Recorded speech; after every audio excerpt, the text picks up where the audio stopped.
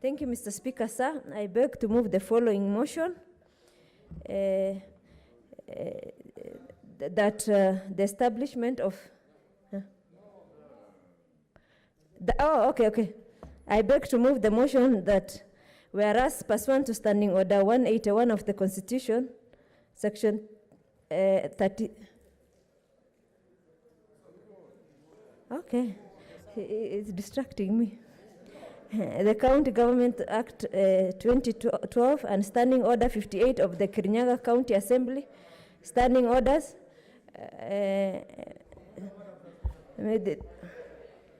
Let's consult in low tones. Yeah, point of order. Senators, let's consult in low tones. What's your point of order, Senator Murkomen? Mr. Speaker, have you seen Senator Gideon Moi, Mr. Speaker? He's holding a mini rally in the corner. But more importantly, Mr. Speaker, I know you gave guidelines about COVID-19. But Mr. Speaker, are the gloves he's wearing part of the protection, and is it? Because I've not seen any other senator having such kind of gloves, Mr. Speaker. And maybe you should give further direction on how we should dress in future. Order, Senator Murkomen. The protective gear are different types. You can decide to wear a mask. You can, if a Gunia can also assist you, you can wear if it's recommended. Senator Faria, proceed. Kirinyaga County Assembly Standing Orders on 9th June 2020, the County Assembly of Kirinyaga approved a motion to remove from office by impeachment Honorable Anne Mumbi Waiguru, the Governor of Kirinyaga County.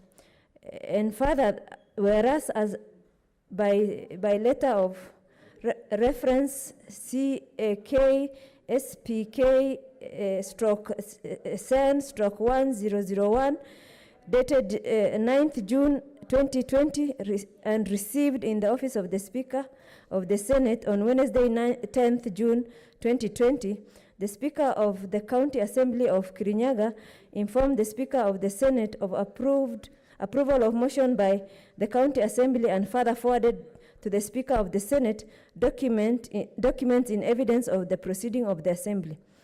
Whereas pursuant to Section 33, subsection 3B of the County Government Act 2012 and the Standing Order 75-1, subsection B of the Senate may by resolution appoint a special committee comprising of 11 members to investigate the matter in plenary. And now, therefore, pursuant to Section 33(3), subsection B of the County Government Act 2012 and Standing Order 75-1, subsection B1, the Senate resolves to establish a special committee comprising of 1. Senator Abshiro Halake, MP; 2. Senator Dr. Michael Mbito, MP; 3. Senator Mwangi Paul Gidiomi, MP; 4. Senator Beth Mugo, EGH, MP; 5. Senator Anwar Loitiptip, MP; 6. Senator Philip Mbaye, MP; 7. Senator Cleophas Malala, MP; 8. Senator Beatrice Kwamboka, MP; 9. Senator Stewart Madzayo, MP; 10. Senator Judith Pareno, MP; and 11. Senator Moses Kajwang, MP.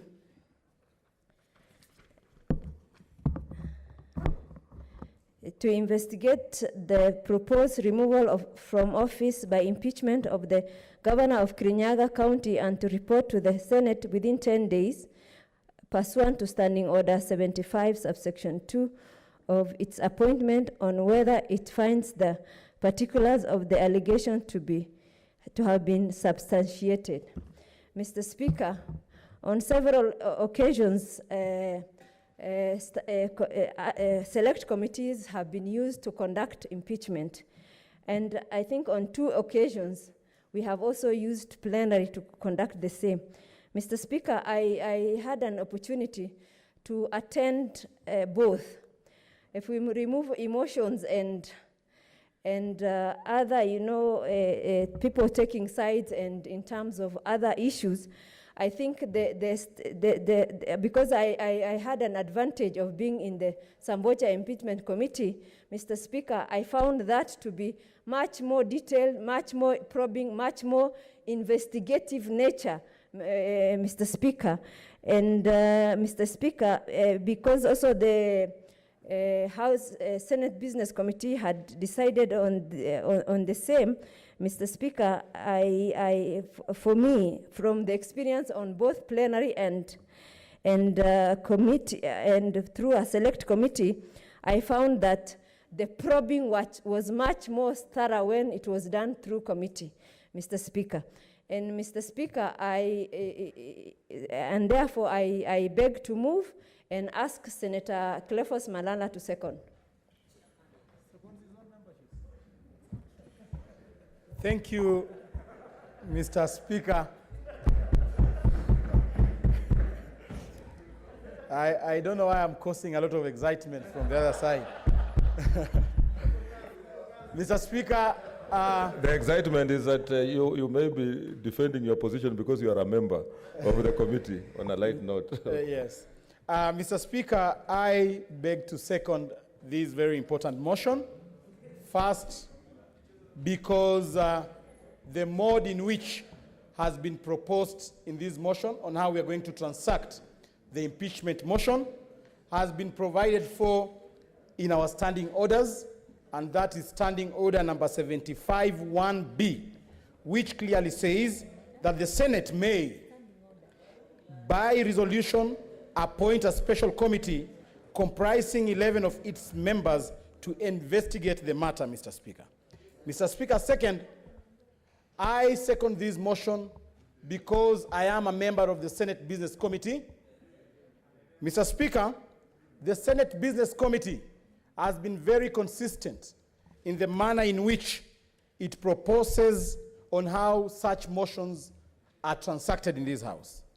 Many a times, the Senate Business Committee has been proposing the committee way, Mr. Speaker, which I am alive of the fact that is a matter that has to be adopted on the floor of this House. And therefore, as a member of the Senate Business Committee, that was our position.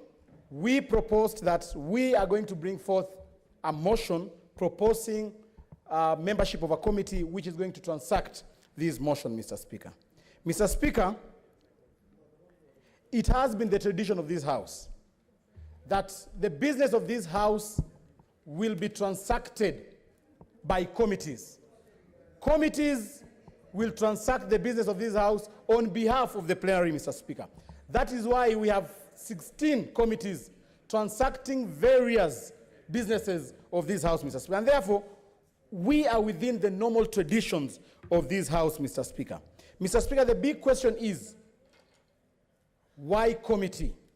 One, because last time we transacted the YT2 impeachment through plenary, Mr. Speaker, I was not satisfied in the manner in which we interrogated that matter on the floor of the House. One, Mr. Speaker, the evidence adduced before this House was not deeply interrogated. We did not have enough time to peruse through the evidence, to peruse through the submission, Mr. Speaker. And therefore, we turned this House into a political gathering that was just meant to make a decision. But the committee way will have an opportunity, Mr. Speaker, to look thoroughly into the submissions of both parties, Mr. Speaker, make determinations, do research, and come up with a resolution that we shall bring to this House for adoption, Mr. Speaker. Mr. Speaker, I have seen in both print and broadcast media pressure from the Kirinyaga residents. Point of order, Mr. Speaker. What's your point of order, Senator? I don't think it is in order for Senator Malala to refer to this particular House as a political gathering when we are actually deliberating on matters to do with the benefit of the country. So I think, yeah, it's not in order. Senator Malala, you want to respond? Mr. Speaker, I think Senator Lagat has already made up his decision on this matter, and therefore he's not concentrating. He's just waiting to vote. I would urge Senator Langat to concentrate on what I'm saying, because I did not term this house as a political gathering.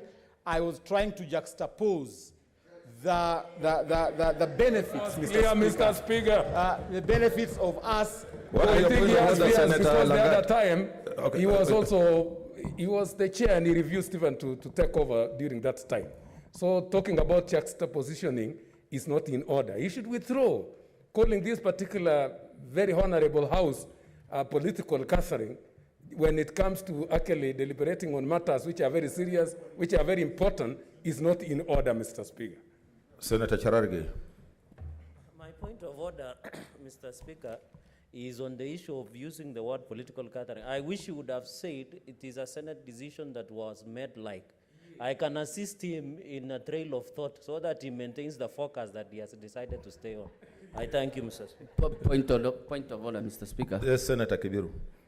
Mr. Speaker, is it in order for the speaker, the senator who is speaking, to keep on referring to the issue of Waitito, whereas in essence he has become a professional committee member, because even in that committee he was actually a chairman of that committee, and when it was brought in here, he declined and voted against it, Mr. Speaker. So is he in order to keep on referring to that issue? Okay. What is your point of order, Senator Murkomen? Mr. Speaker, Senator Malala is my very good friend, and his thought was flowing. But Mr. Speaker, I don't know if it is in order for me to deduce from what he was saying that, Mr. Speaker, Senator Malala was trying to confess his past sins, and he was trying to ask for apology for the House.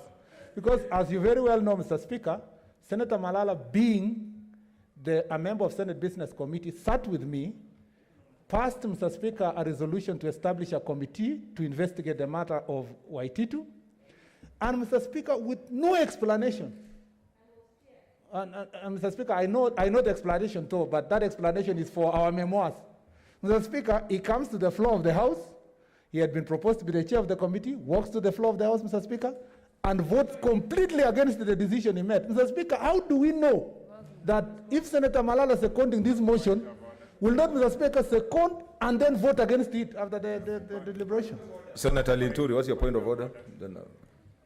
Mr. Speaker, as we approach the future, we need to be very serious as a house, because this house is a house of record, Mr. Speaker, and it is disorderly conduct when a member takes a certain position and runs away from the same position that has been taken without any reasonable cause. Mr. Speaker, the Constitution also requires us not to participate in matters that we may have interest in.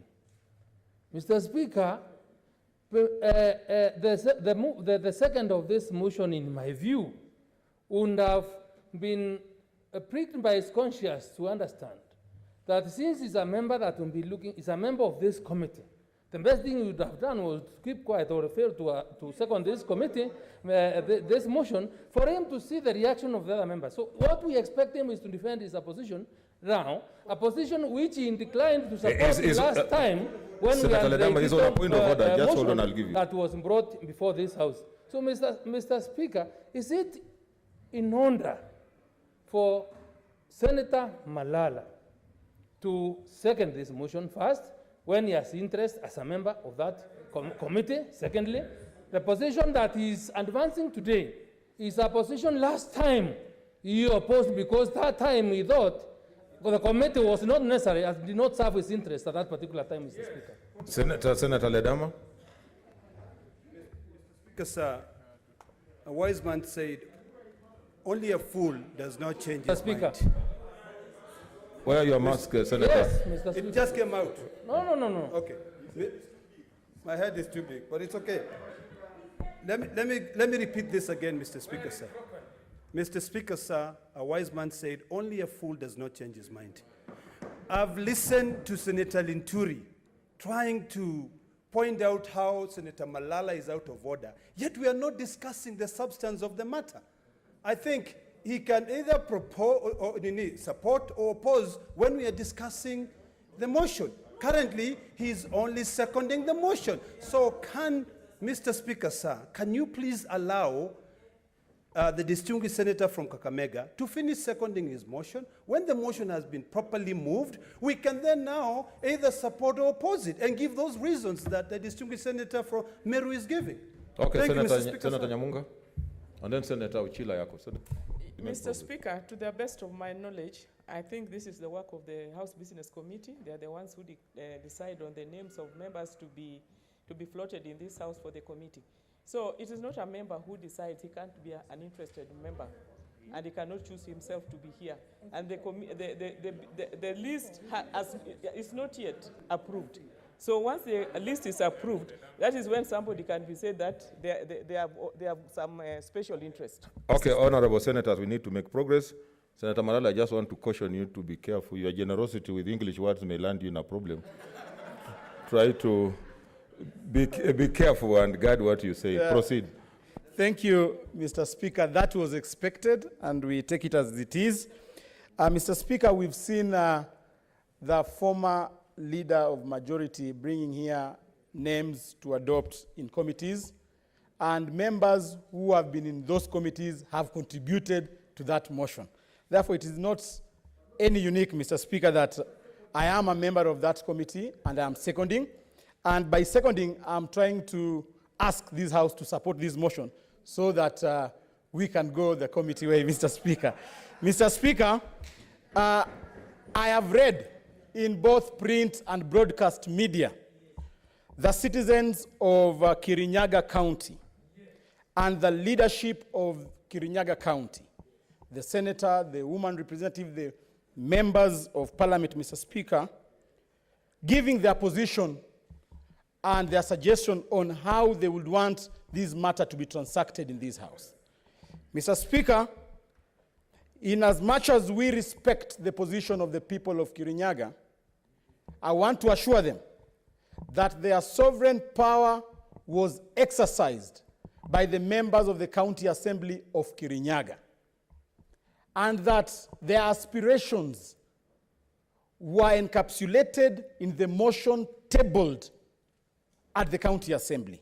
And therefore, when this matter comes to the Senate is an independent organ. The Senate is an independent institution, Mr. Speaker. And therefore, we cannot be dictated by the people of Kirinyaga on how the Senate should transact. I am a member of the Senate from Kakamega County. And therefore, Mr. Speaker, I would want... What's your point of order, Senator Susan? Mr. Speaker, is it in order for Senator Malala to continue talking with his mask off? Try to keep your masks on, senators. Mr. Speaker, why don't you allow him to conclude so that then we get into the... Yes, Senator. Mr. Speaker, this is a very serious motion. And in 100 years' time, people will want to read what did the Senate say on this very important motion.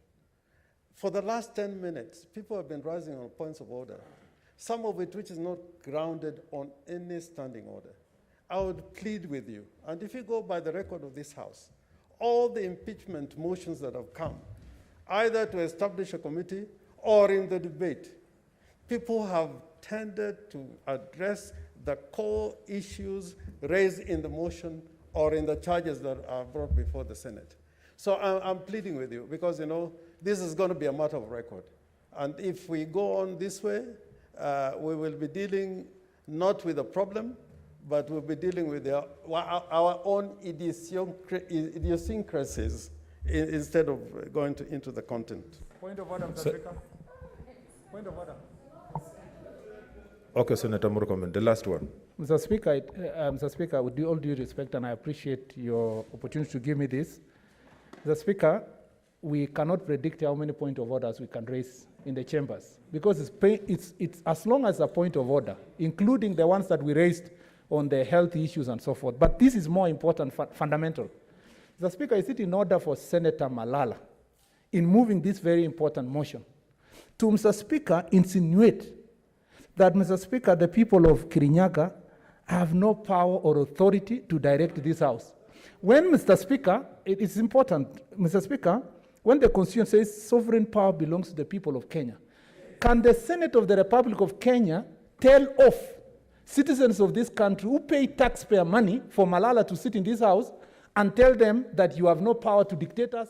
And yet, Mr. Speaker, we say all the things we do from here is because sovereign power belongs to the people. Okay. Senator Malala, I did caution you that, and please, even as we come to discuss, remember what I said in my communication. I said it will not be a debate on the substance of the impeachment or its merits, propriety, prudence, or even the constitutionality or the legality of the process that have preceded the submission of this matter to the Senate. So stick to what is...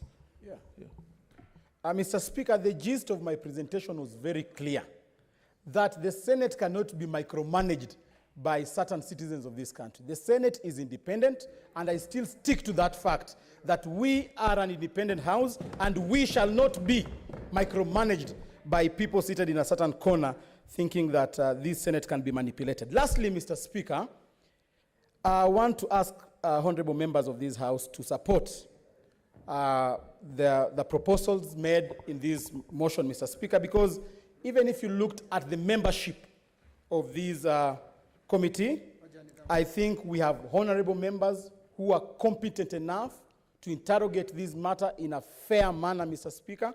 And I don't know why some of the members here think that it is going the committee way is not going to be fair, Mr. Speaker. I think the fairest way, Mr. Speaker, is the committee way, because we shall have enough time. Looking at the membership, Mr. Speaker, we have considered even regional balance. We have Honorable Beth Mugo from Nairobi, Ole Tip from the coast. We have Senator Mbito from the North Rift.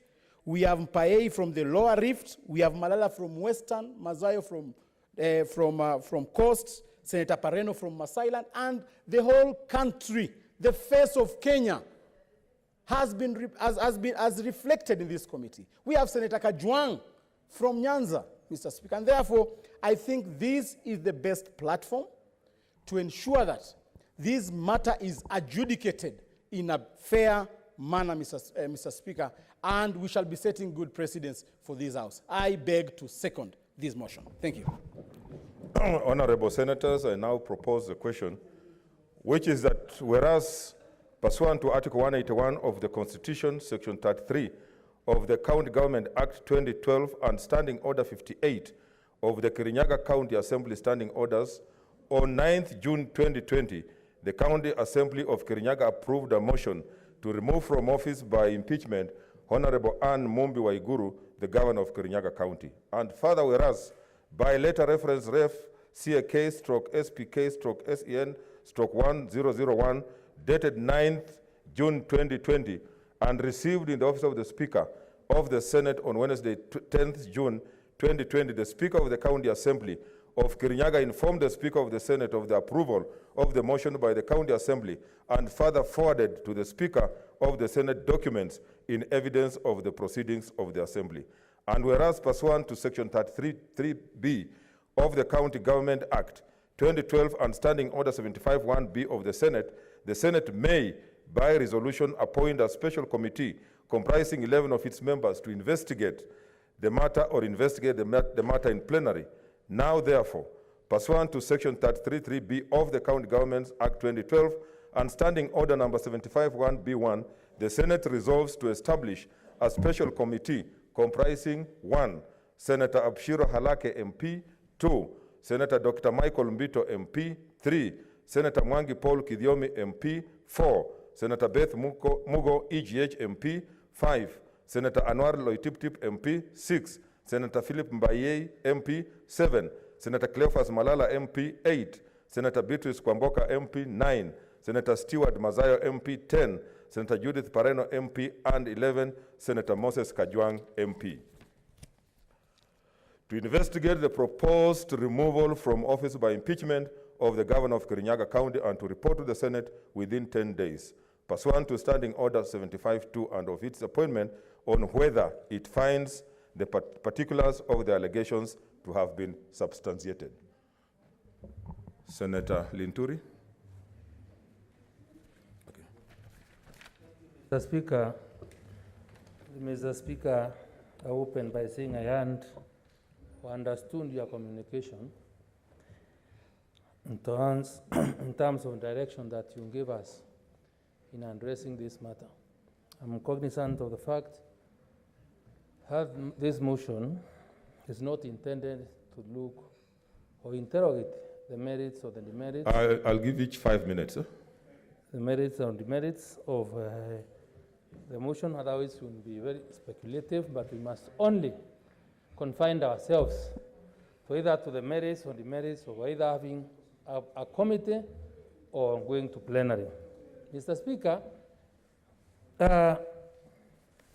this Senate, I want to remind every member, took oath to defend the Constitution of this country, to protect it. And Mr. Speaker, this being the case, and considering that we are here courtesy of the people that gave us this high office to exercise their authority on their behalf, and in the event that we fail to exercise diligently that authority, the public or the people have a right to go to the streets and exercise their own authority when we fail them, Mr. Speaker. That is what sovereign power and Article 1 talks about, by donating power to us to exercise it on their behalf, and in the event we don't, then they can do it themselves. So, Mr. Speaker, I have listened, I've heard the people of Kirinyaga speak. The people of Kirinyaga have spoken through their representatives. Mr. Speaker, I want to invite every senator here to look at Schedule 2, I think Schedule 2 of the Constitution of Kenya, which has clearly put, very clearly, on the oath that we take. Mr. Speaker, to remind them, the oath that we take when we are sworn in is to bear true allegiance to the people and the republic. The oath of assumption of office of governor is different from us because we serve, they are supposed to serve, truly serve the people. When you look at the Speaker, when you look at the President and his deputy, true allegiance to the people, be faithful to the people and the republic. A cabinet minister does not do that, Mr. Speaker. And Mr. Speaker, because I agree that impeachment is a new phenomenon in this country, and because there is no developed jurisprudence on how this is supposed to be done, we must seize the moment to create jurisprudence in the manner in which future impeachments will be done. Mr. Speaker, Article 185 of the Constitution of Kenya lays down the legislative authority of a county or to the counties.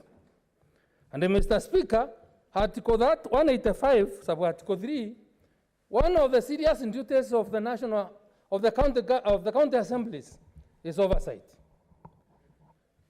The County Governments Act, Section 8, Mr. Speaker, and I think subsection 8B clearly says or defines the authority of the county assembly on terms of what they need to do, what is the expected of them, and, Mr. Speaker, what the county of Kirinyaga has done is within their mandate.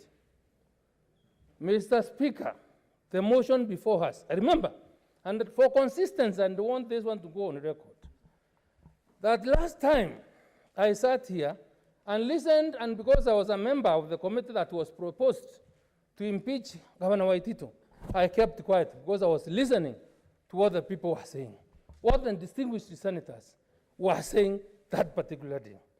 But what is shocking me today is the change of heart of the very serious proponents of a plenary sitting to try Governor Waitito, that time. I remember during the impeachment proceedings, because I spoke, I told them and I said, the answer can bear me out, that time will come when you remember the position you are taking today, you will be required to be answerable to it. Because your governor will be brought here, your friend will be brought here, and Mr. Speaker, because this house is a house that sets precedent. It's not more than 2 months ago that this house voted unanimously to go plenary. Despite some of us, or those that opposed, were on committee because they thought committees would interrogate a matter more better than a plenary. But because of the interest that they were there, people decided not to use reason and apply a method that was best that time. So, Mr. Speaker, in view of this, and considering the pain that I can see the people of Kenyaga speak with, if we have to support the BBI, corruption is one of the things we must fight. What's your point of order, Senator? For that, Mr. Speaker, I beg to oppose this motion of a creation of a committee, and I urge the House to adopt a plenary. Thank you, Mr. Speaker. Senator Kangata, what's your point of order? Thank you, Mr. Speaker. Mr. Speaker, I did not intend to interrupt my brother from Meru, my brother Wakili. Yeah, but the reason I'm doing that, I asked Mr. Speaker, you confirm whether he has used the term, people did not use reason. You know that then imputes something very negative on honorable members who rendered that verdict. Senator Ledama. Thank you, Mr. Speaker. Mr. Speaker, sir, Senator Wambua from the extended chamber should be approaching. Thank you, Mr. Speaker, sir. Mr. Speaker, sir, I rise to support this motion for the following reasons. One, earlier on, Mr. Speaker, sir, during your communication, I raised on a point of order on a very serious matter in terms of the legal framework. I'm told, Senator Omogen, you have a point of order. It's passed. It was on the other side. Yeah. Point of order. Is it a point of order or point of information? Or? It's a point of order, Mr. Speaker, if you may permit me. Mr. Speaker, the order paper indicates that each senator will be allocated 15 minutes to make their submission on this fairly weighty matter. And Mr. Speaker, understanding order 106, 2, the only way there can be limitation on time is if an honorable member has moved a motion for there to be limit in terms of time. I've heard, Mr. Speaker, that you have directed that debate on this issue should be limited to 5 minutes. Mr. Speaker, if you read Standing Order number 106.3, a motion seeking to limit the allocation of time to members cannot be made in the course of a debate. And Mr. Speaker, already Senator Rinturi was on the floor making his submissions. I don't want to anticipate debate, Mr. Speaker, but if this matter goes to the committee, we will not have time to make any comment. So we need time, Mr. Speaker. We watch deliberations of the House of Commons, even our neighbors in Tanzania. Elected members are given adequate time to ventilate the issues that come before the floor. That's why we were elected, all of us. So, Mr. Speaker, I want your directions, whether it's really in order for there to be a limit of 5 minutes, while the order paper talks of 15 minutes, and there has not been any substantive motion to alter the 15 minutes allocated to us. Thank you, Mr. Speaker. What's your point? Is it on the same or? Mr. Speaker, I'd approach the chair, the table, Mr. Speaker, to also establish how best this can be approached. Mr. Speaker, that Standing Order 106, we have violated it many times because, Mr. Speaker, and we are all guilty. We are not saying you alone. We're all guilty because even us, the senators here, are the ones who run up to you and tell you, say 5 minutes or 3 minutes, we want 2 or so minutes, Mr. Speaker. But now that this has been brought substantially by the Senator Mogeni, and I totally agree. Mr. Speaker, you know, it's only in few instances in the history of the House that you have a motion of this magnitude. Then Kenyans at the moment are tuned all over. In fact, I'm told in Kirinyaga, the social places, Mr. Speaker, that have been opened up to 7:30, the people are sitting in their homes waiting this very important decision, but they are not just waiting the decision. They want to hear whether our decision is based on serious deliberations of this House. Mr. Speaker, if you look at the American Congress, if you look at, Mr. Speaker, the House of Commons, if you look at even South African Parliament, Mr. Speaker, very important. Malema, we all know Malema because of South African Parliament, and he's not holding any position, he's sitting back there. But, Mr. Speaker, because of deliberation of the House.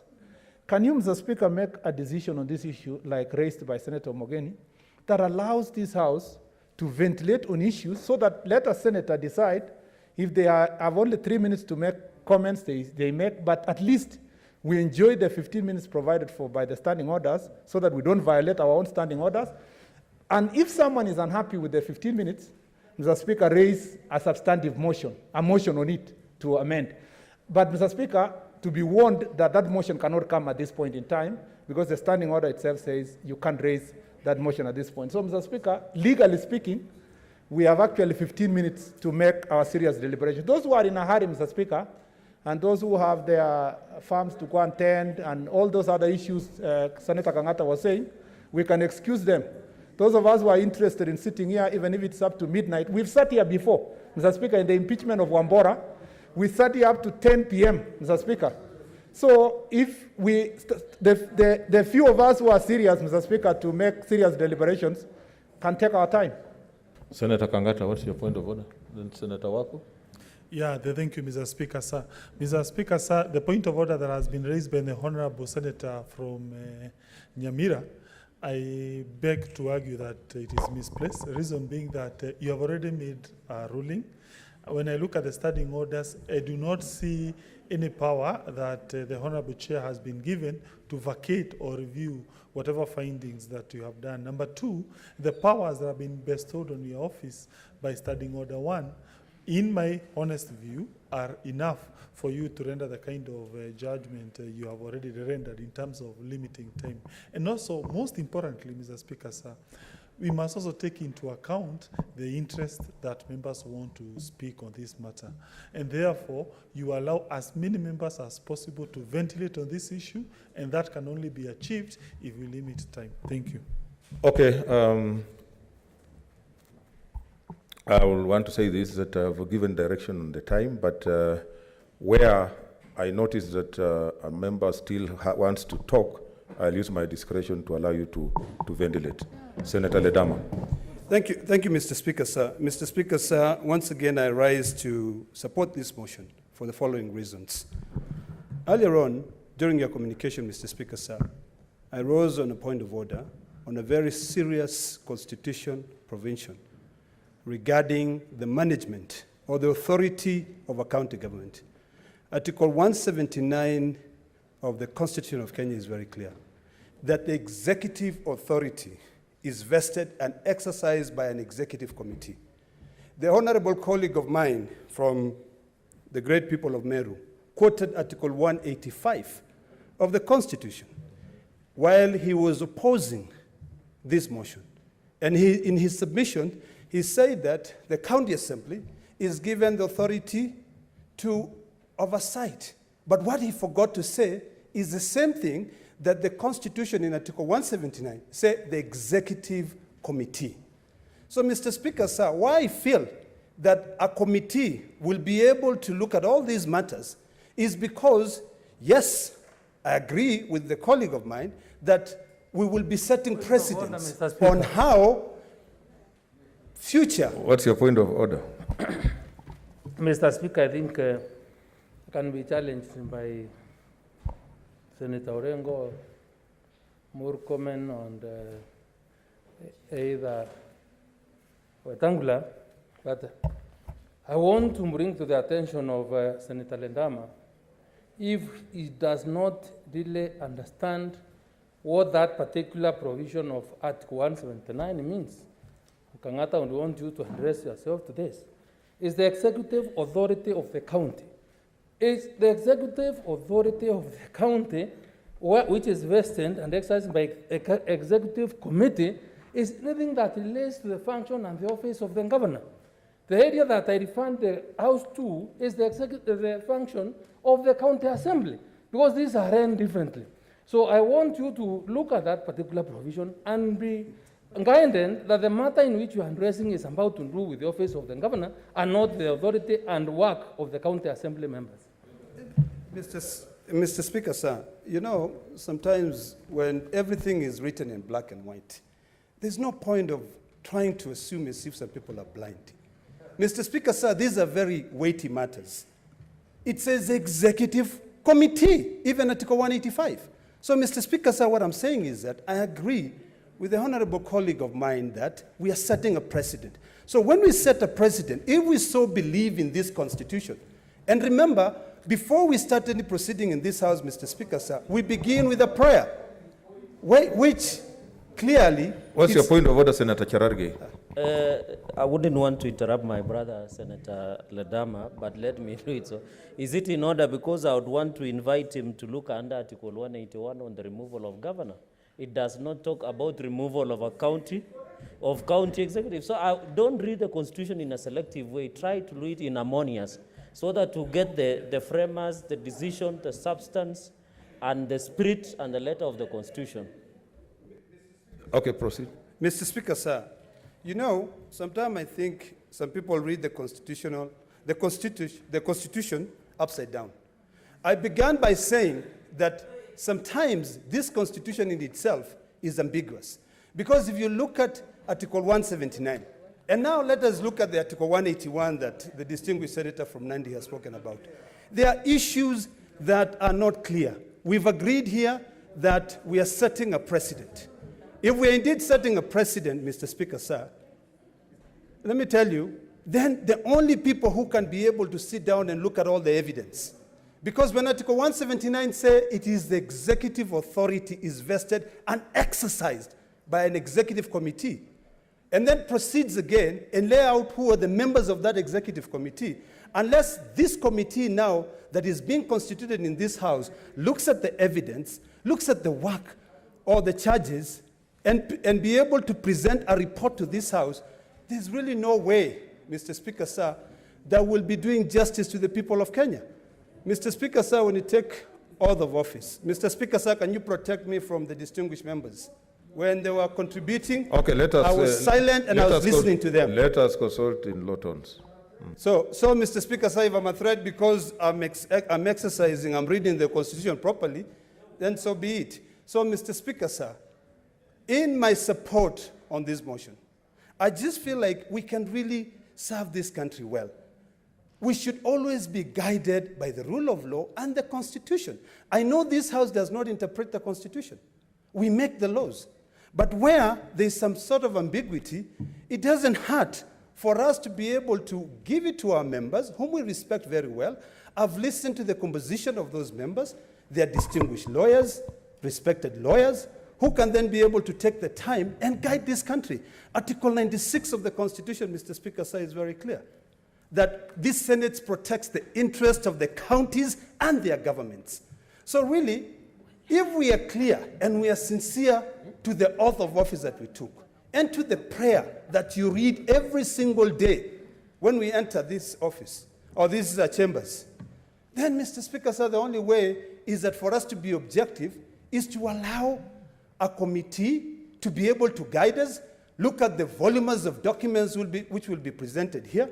The last time, Mr. Speaker, sir, when we were prosecuting the matter of the Governor Waitito, I just felt like there are things that maybe we didn't do right.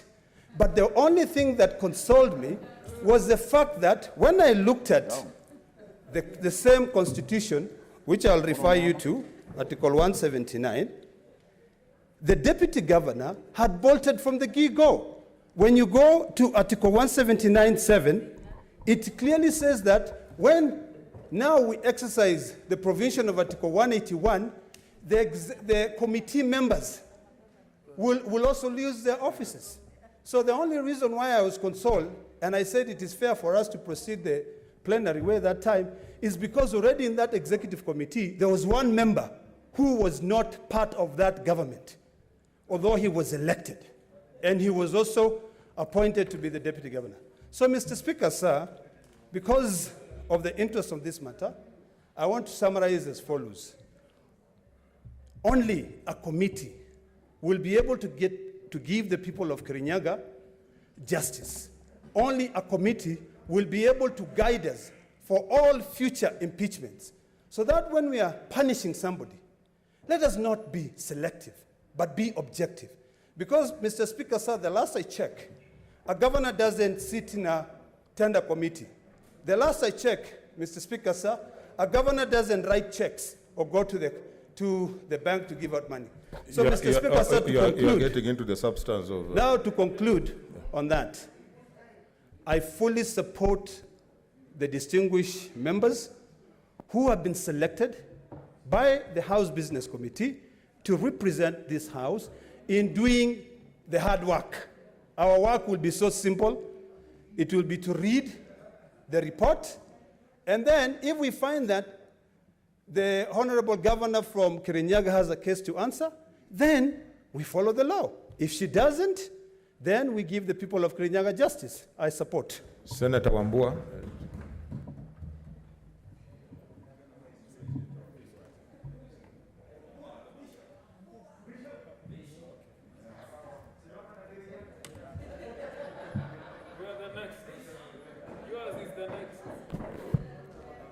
Mr. Speaker, thank you. I don't know what the cause of excitement is. But, Mr. Speaker, I want to thank you really for this opportunity to contribute to this motion. Mr. Speaker, I want to begin by reminding us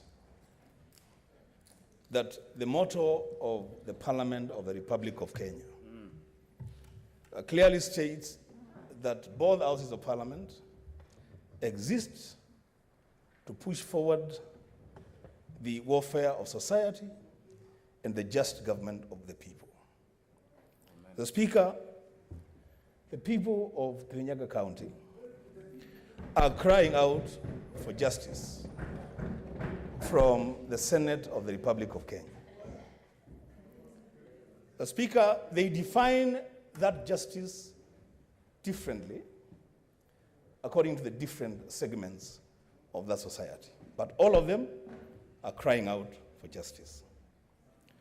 Mr. Speaker, Governor Anne Mumbi Waiguru is crying out for justice from the Senate of the Republic of Kenya. I don't know how she has defined that justice, but she wants justice.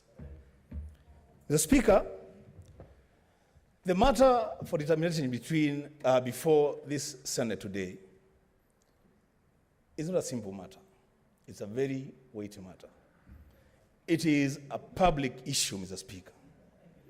There is nothing private about the decision that the Senate will make today on the process that we're going to use in determining the impeachment process of Governor Anne Waiguru. Mr. Speaker, I have listened very carefully to the voice of almost the entire elected leadership of Kirinyaga County. They have made their position very clear about what their expectations are. The Speaker, I have listened and taken the liberty to consult very widely and listen to the voice and the reasoning of the great people of Kitui County on what position they want their senator to take on this matter, Mr. Speaker. The Speaker, I have followed opinion in both mainstream and social media on what this country wants. Mr. Speaker, if this Senate will choose to benefit from the opinion of one of the most senior journalists a journalist of long and good standing, in the name and character of Senator Enoch Wambua, the people of the Republic of Kenya want plenary. Mr. Speaker, it doesn't matter what the outcome of the process will be. But we are a house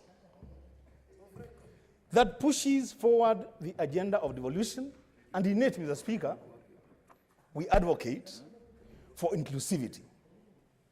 We want to listen to the different views on the same subject. We want as many people to state their positions on a matter before we make a decision, Mr. Speaker.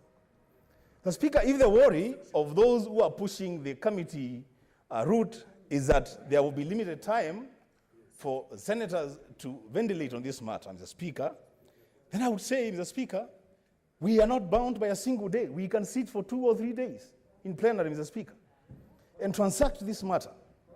But we give an opportunity to every senator to contribute to this matter, Mr. Speaker. Mr. Speaker, at some point, I don't see my friend, my brother, the senator for Kakamega.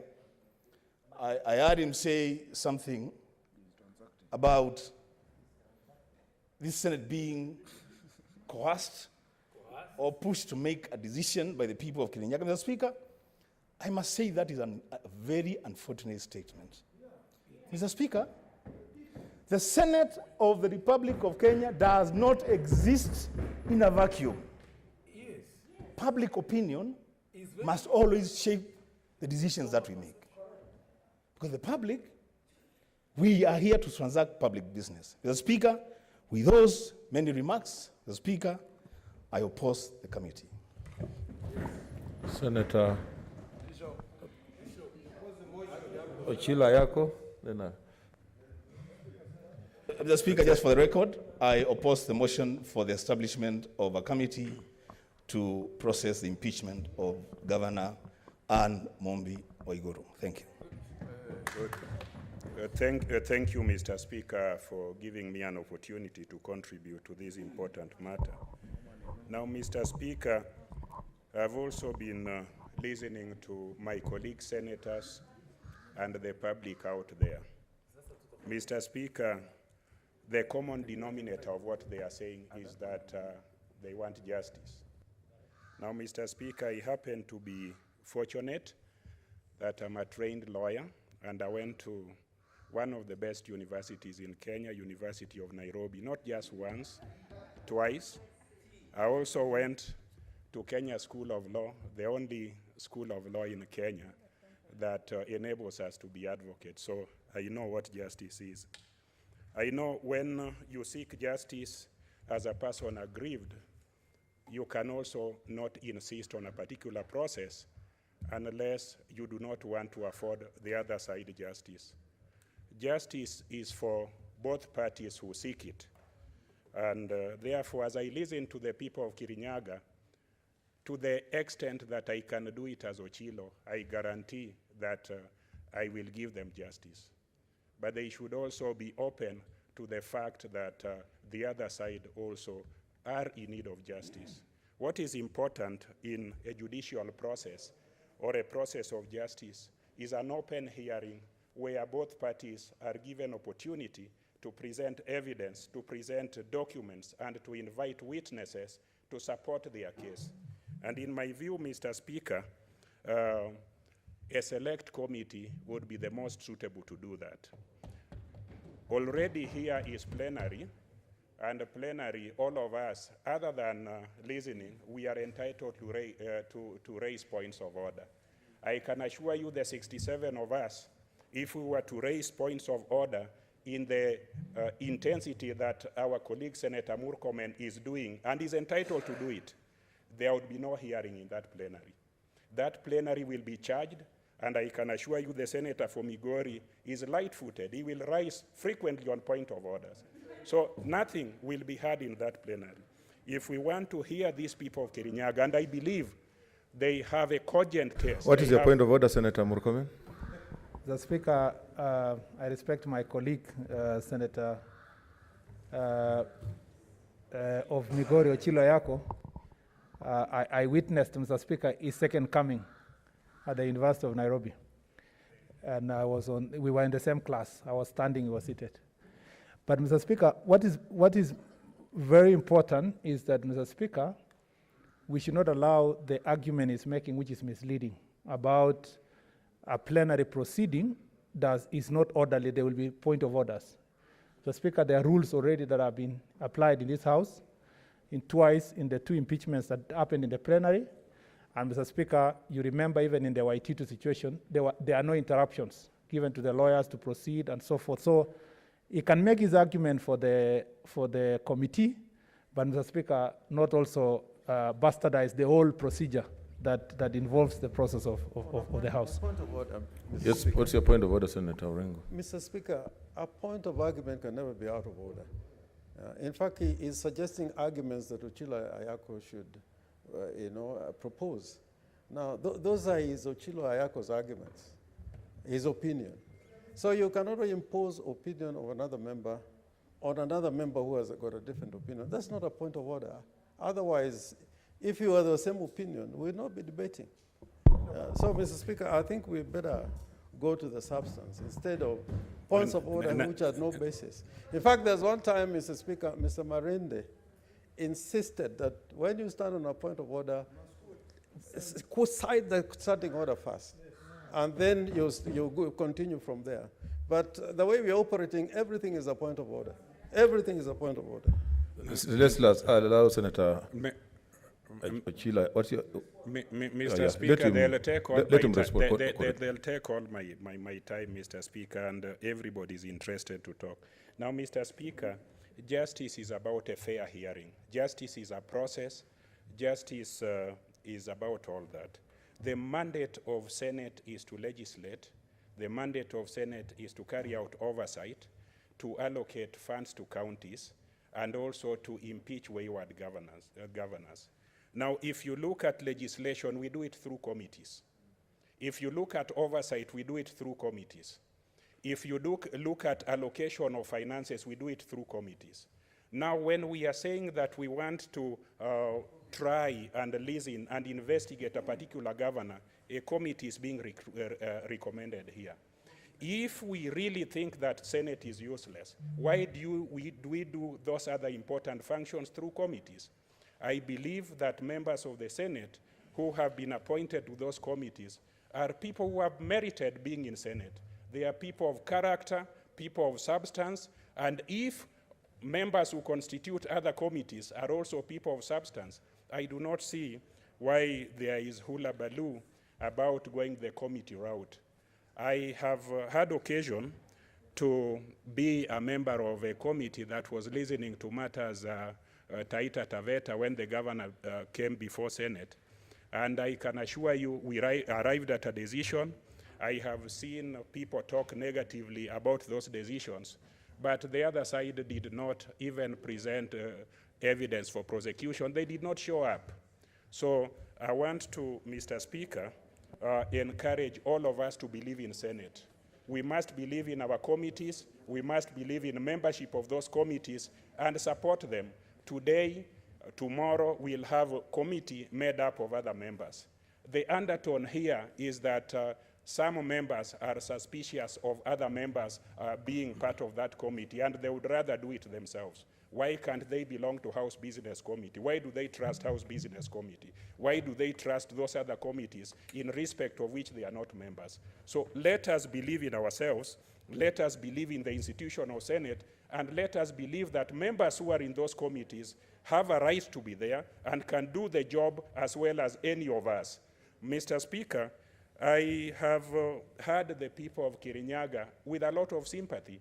And I am actually concerned and I am humbled that they are petitioning this House. The assurance that they will get from me and members in this House is that that committee will do its work. That work will be done publicly. That work will be done with opportunity being given to anybody who has information that would help that committee arrive at the correct position. So if the public of Kirinyaga, including the elected leaders, who were attacking other leaders who cannot defend themselves, if they have information that is relevant to that committee, that is the place to take that information. That is the place to prosecute that information. And that committee, I can say, whenever I will get opportunity to talk to them because they are my colleagues, is to encourage them to vindicate the dignity of Senate, that Senate can do justice through a committee or through plenary. So that is very important.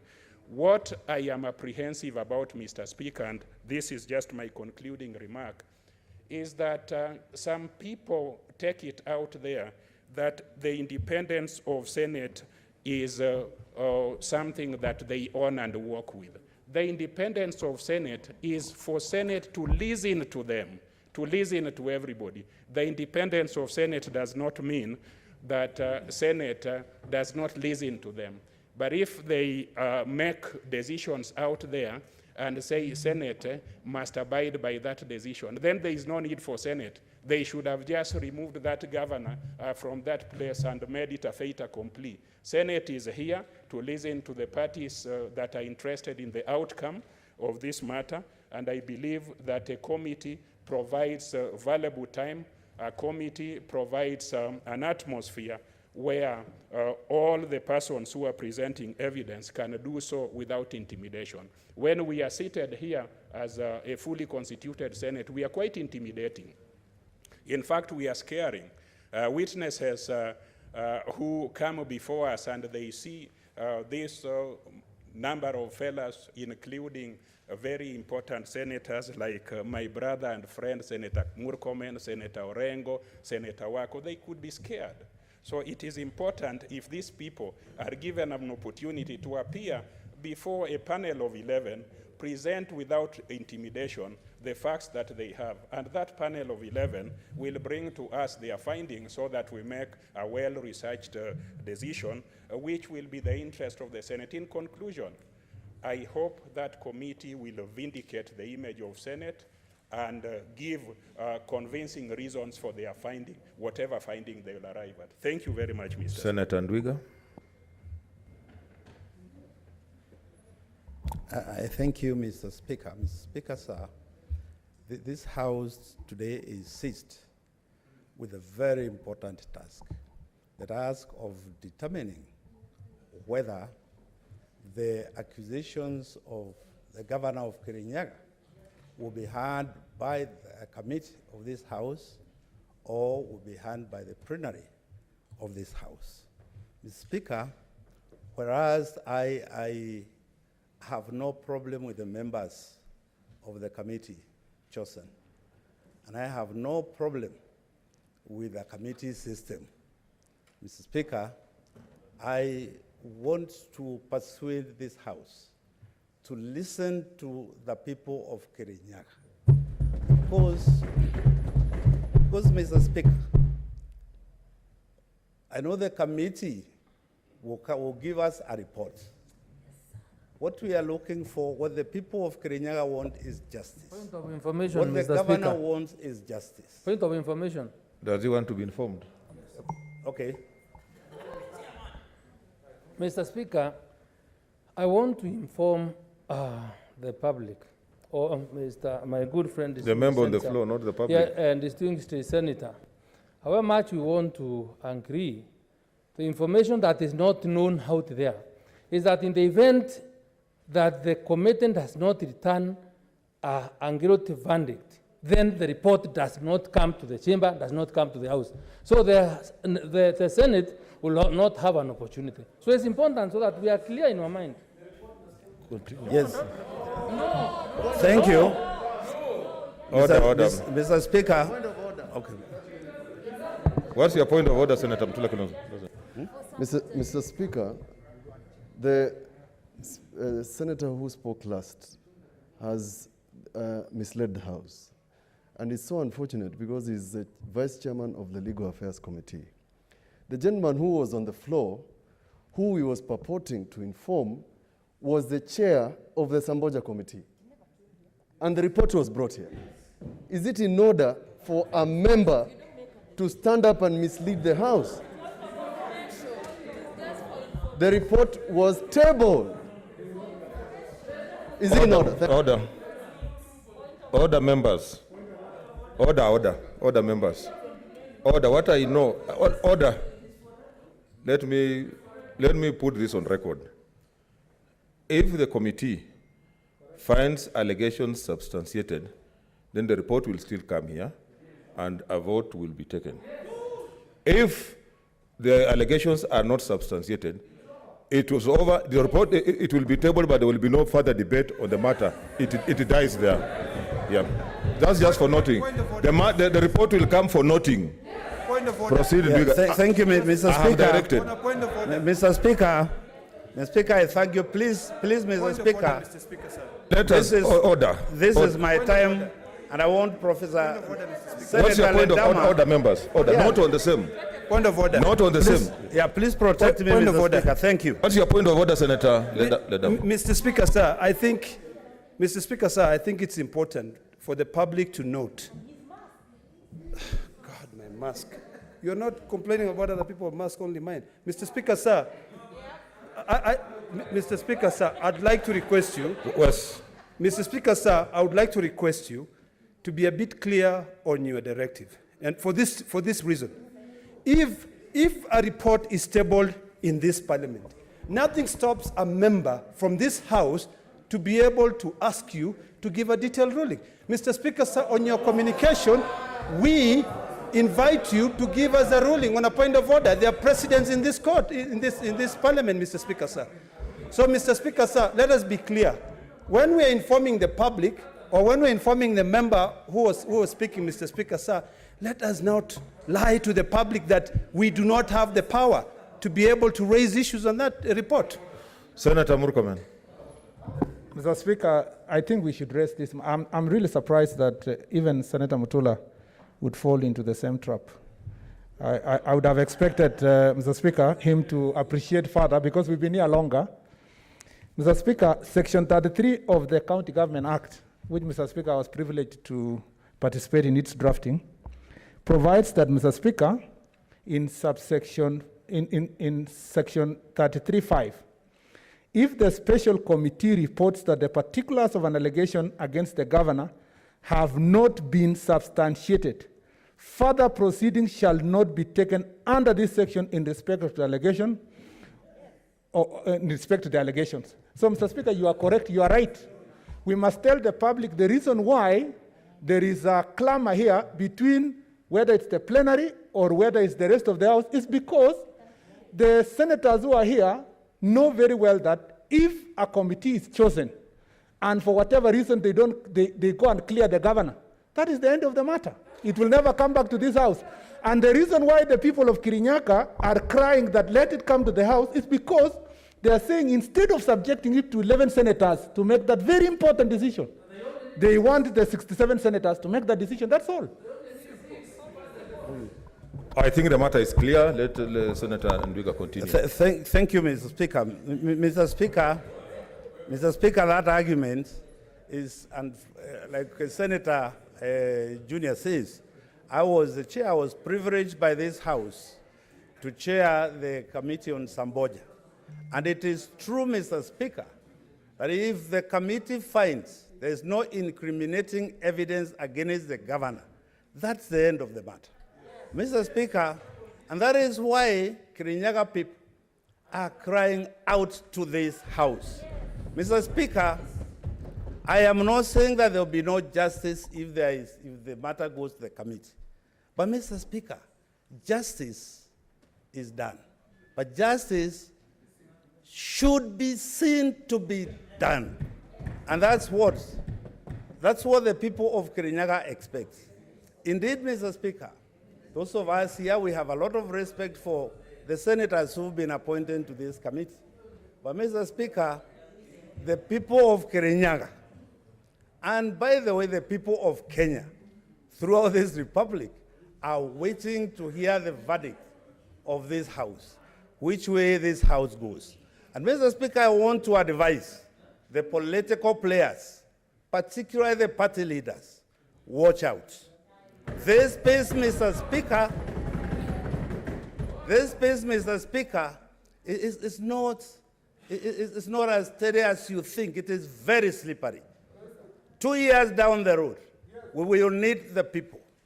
And 2 years down the road, Mr. Speaker, Kirinyaga people are unlikely to forget what you did to them if you don't go the way they want. Mr. Speaker, sir. On a point of order, Mr. Speaker. What's your point of order, Senator Orengo? Which point of order? Which point of order?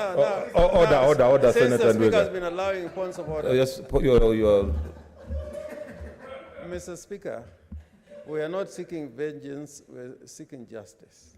So justice has got two sides. The people of Kirinyaga have got their expectations. But the issue before the Senate is not about what is being said out there. The issue before the Senate is what is being presented before the Senate. Facts are stubborn. Now, we may as well go and have a baraza in Kirinyaga. That is an alternative. But our rules say we must stick here. It's on a point of order. Mr. Speaker, What's your point of order, Senator Cheruiyot? Mr. Speaker, it will be of great interest to this House for Senator Orengo, who has been a leading crusader this afternoon, and I agree with him, for us to be adherent to the provisions of our standing orders every time we rise on a point of order. Will he be more gracious and inform us which standing order Senator Ndwiga violated as such that led him to stand? Because according to the County Government Act, the Constitution, and the schedule to the standing orders, the parties who are before the House, before the Senate, and I invite you to look at the schedule particularly, and even the County Government Act. The parties that are going to appear before you are the governor and the county assembly. And you're going to administer the cases presented by these two parties. Now, if you want to bring in a third party, then we're not talking about the case which has been filed before the Senate. And I've quoted the schedule, the standing orders which flow from the Constitution, and I think we better take it seriously. Senator Ndwiga. I thank you. Proceed. I thank you, Mr. Speaker. Mr. Speaker, I have a lot of respect for Senator Orengo, but if he had waited, he would have heard me say that even the governor of Kirinyaga also expects justice from this House. Also expects justice. The people of Kirinyaga have spoken through their elected representatives, first the MCAs. Now we are here. When we are elected, Mr. Speaker, each one of us is elected in our counties, wherever we come from. But the moment we come here, we represent those counties, but we are national leaders inside here. So, Mr. Speaker, my plea to the House is please, and I've just come from that side of the House, please, of the country, is please, let us listen to the people. We are here representing the people. And the people of Kirinyaga, and the governor of Kirinyaga is also a person of Kirinyaga. Let us listen to the people. And the people of Kirinyaga have said, unequivocally, Mr. Speaker, that they expect. It is the way justice is dispensed. They expect that the plenary of this House will listen to this case. And if this case is handled in plenary, it will vindicate the governor if she is innocent. But the people of Kirinyaga will have seen that government, that justice was served in the right way. If we go the other way, Mr. Speaker, if we go the other way, and then you go and vindicate the governor, can you ask yourself this question? How is she going to operate in Kirinyaga thereafter? Ask yourself that question. And this, Mr. Speaker, I will say because Senator Orengo was here, Senator Mutura, and Senator Murkomen, when you impeached my governor 3 times, the Embu governor 3 times. I can assure you, Mr. Speaker, that for 5 years, Embu was at a standstill.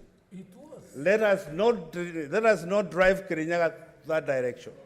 I am pleading, Mr. Speaker, with you, my colleagues in this House, that first let us listen to the people. What's your point of order, Senator? Because it is Kajwang? the people. Mr. Speaker, Senator Ndwiga is my chair in our committee, so I've got immense respect for him. But we have a rule in our standing orders about anticipating debate and anticipating the outcome of a process.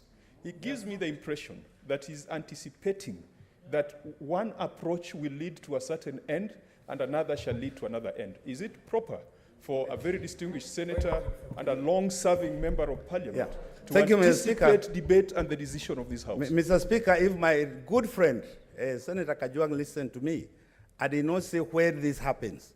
I said if. If, Mr. Speaker, the plenary vindicates the governor, right? The governor will be free to walk around everywhere and say, yes, I was listened to by the plenary. Mr. Speaker, if you look at the people around, the people in this Senate, these are very sober minds. These are people, if you put all of them together, these are people who can listen and make a decision. I am not saying a committee will not do that. But, Mr. Speaker, my problem, my worry, Mr. Speaker, is that already the people who will be affected by the decision made by this Senate are the people of Kirinyaga. And they have cried to you and said, please, we want this to be heard by the Senate. Mr. Speaker, this is not to say that the committee will not do justice to this matter. That's not what we are saying. But it is the way, it's the way it is perceived by the people whom that justice is meant to serve. And Mr. Speaker, the Kirinyaga people have really cried everywhere, in media, through messages, through wherever. And I say that it's not a threat, that for those of us, for those who are in political parties, that you want to be talking to the people, this is the time. Mr. Speaker, I support the President of this Republic. And he says he fights corruption. He wants to fight corruption. And he wants to uphold the rule of law. This is where we are, Mr. Speaker. For me, Mr. Speaker, this afternoon, I am saying we want justice to be seen, to be done. And that is why I am inviting honorable members. Let us go the plenary route, because that's what the people are asking. Yes. And it's not because that there's anything wrong with the committee, but the fact that the people of Kirinyaga want plenary. And all of us have heard that. How do people ask you and your leaders? How do people get you and ask you that this direction you want to go and you deny that direction? Mr. Speaker, we can have all the arguments for the committee, but we all know that if the people want another option, let us give them the option that they want, so that even us as a Senate will be vindicated. And I thank you, Mr. Speaker, so I beg to oppose vigorously the setting up of this committee. And setting up of this committee. I am a neighbor of Kirinyaga, and I've been around these houses for some time.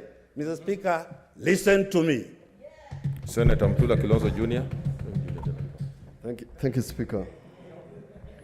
Mr. Speaker, we have sat patiently and listened to everybody. We are aware of the comments made by leaders from Kirinyaga. We have seen videos from leaders of Kirinyaga purporting, Mr. Speaker, that members of the Senate are corruptible. Mr. Speaker, for the first time, and Mr. Speaker, I was hoping that you'd make a comment about this. I found in your office a letter, a message, whatever it was, signed by Kirinyaga leaders, seeking your direction that this House adopts a plenary. Mr. Speaker, those who do not know and those who know, these are interested parties in a dispute. When you're an interested party in a dispute, you do not choose the judge. You do not choose the forum. In legal parlance, we call it forum shopping. On that ground alone, I cannot support the insistence. I cannot support the insistence, Mr. Speaker, that you must go the Kirinyaga way. Because we will confirm two things. One, the members of this Senate, without exception, are subject to corruption. Number two, the members of this Senate are subject to influence. Number three, the people of Kirinyaga's views, and I'm surprised, Mr. Speaker, there is no format of seeking public participation when we are making motions. Who gave these members of this House a right to go and conduct public participation before the debate? How do we gauge who they spoke to and what they said? How do we know the ones who oppose what they said? Mr. Speaker, the argument. Mr. Speaker. What's your point of order? I heard like Senator Mutura Jr., whom the people of Kirinyaga are waiting to hear what he says because they have a lot of respect for him, indeed say that there was a letter that said that senators are corrupt. Please table it. There's a book, by the way, where there's a book I should prescribe for you. It's called Listening More and Talking Less. Listen, I said there's a video. That video was even posted on our WhatsApp group of a leader from Kirinyaga. I'm going to stand here and say, Mr. Speaker, that the issue of Kirinyaga pales in the shadow of the issues that Senator Dulo and Senator Wetangula are handling on the medical leasing. Have we accused them of corruption? Point of order, Mr. Speaker. The report has not been issued. Mr. Speaker. What's your point of order? Mr. Speaker, Senator Mutula Kilonzo Jr. must, Mr. Speaker, stick to the standing orders. This House, Mr. Speaker, under Standing Order 96, if you make an allegation, you must substantiate. And Mr. Speaker, it is clear from your rulings and also from the standing orders, you cannot import social media videos, newspaper cuttings, and Mr. Speaker, come and make them as, Mr. Speaker, absolute truth here. You either substantiate or you withdraw and apologize. Yes, Senator Mutula. There's nothing to withdraw. Please, let's ignore Senator Murkomen for a chance. Mr. Speaker, that video, if Mr. Murkomen, who is so famous for posting all sorts of things on our platform, needs substantiation, he should go to the platform.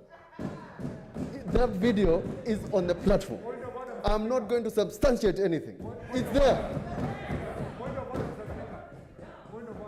What's your point of order, Senator Cheriot?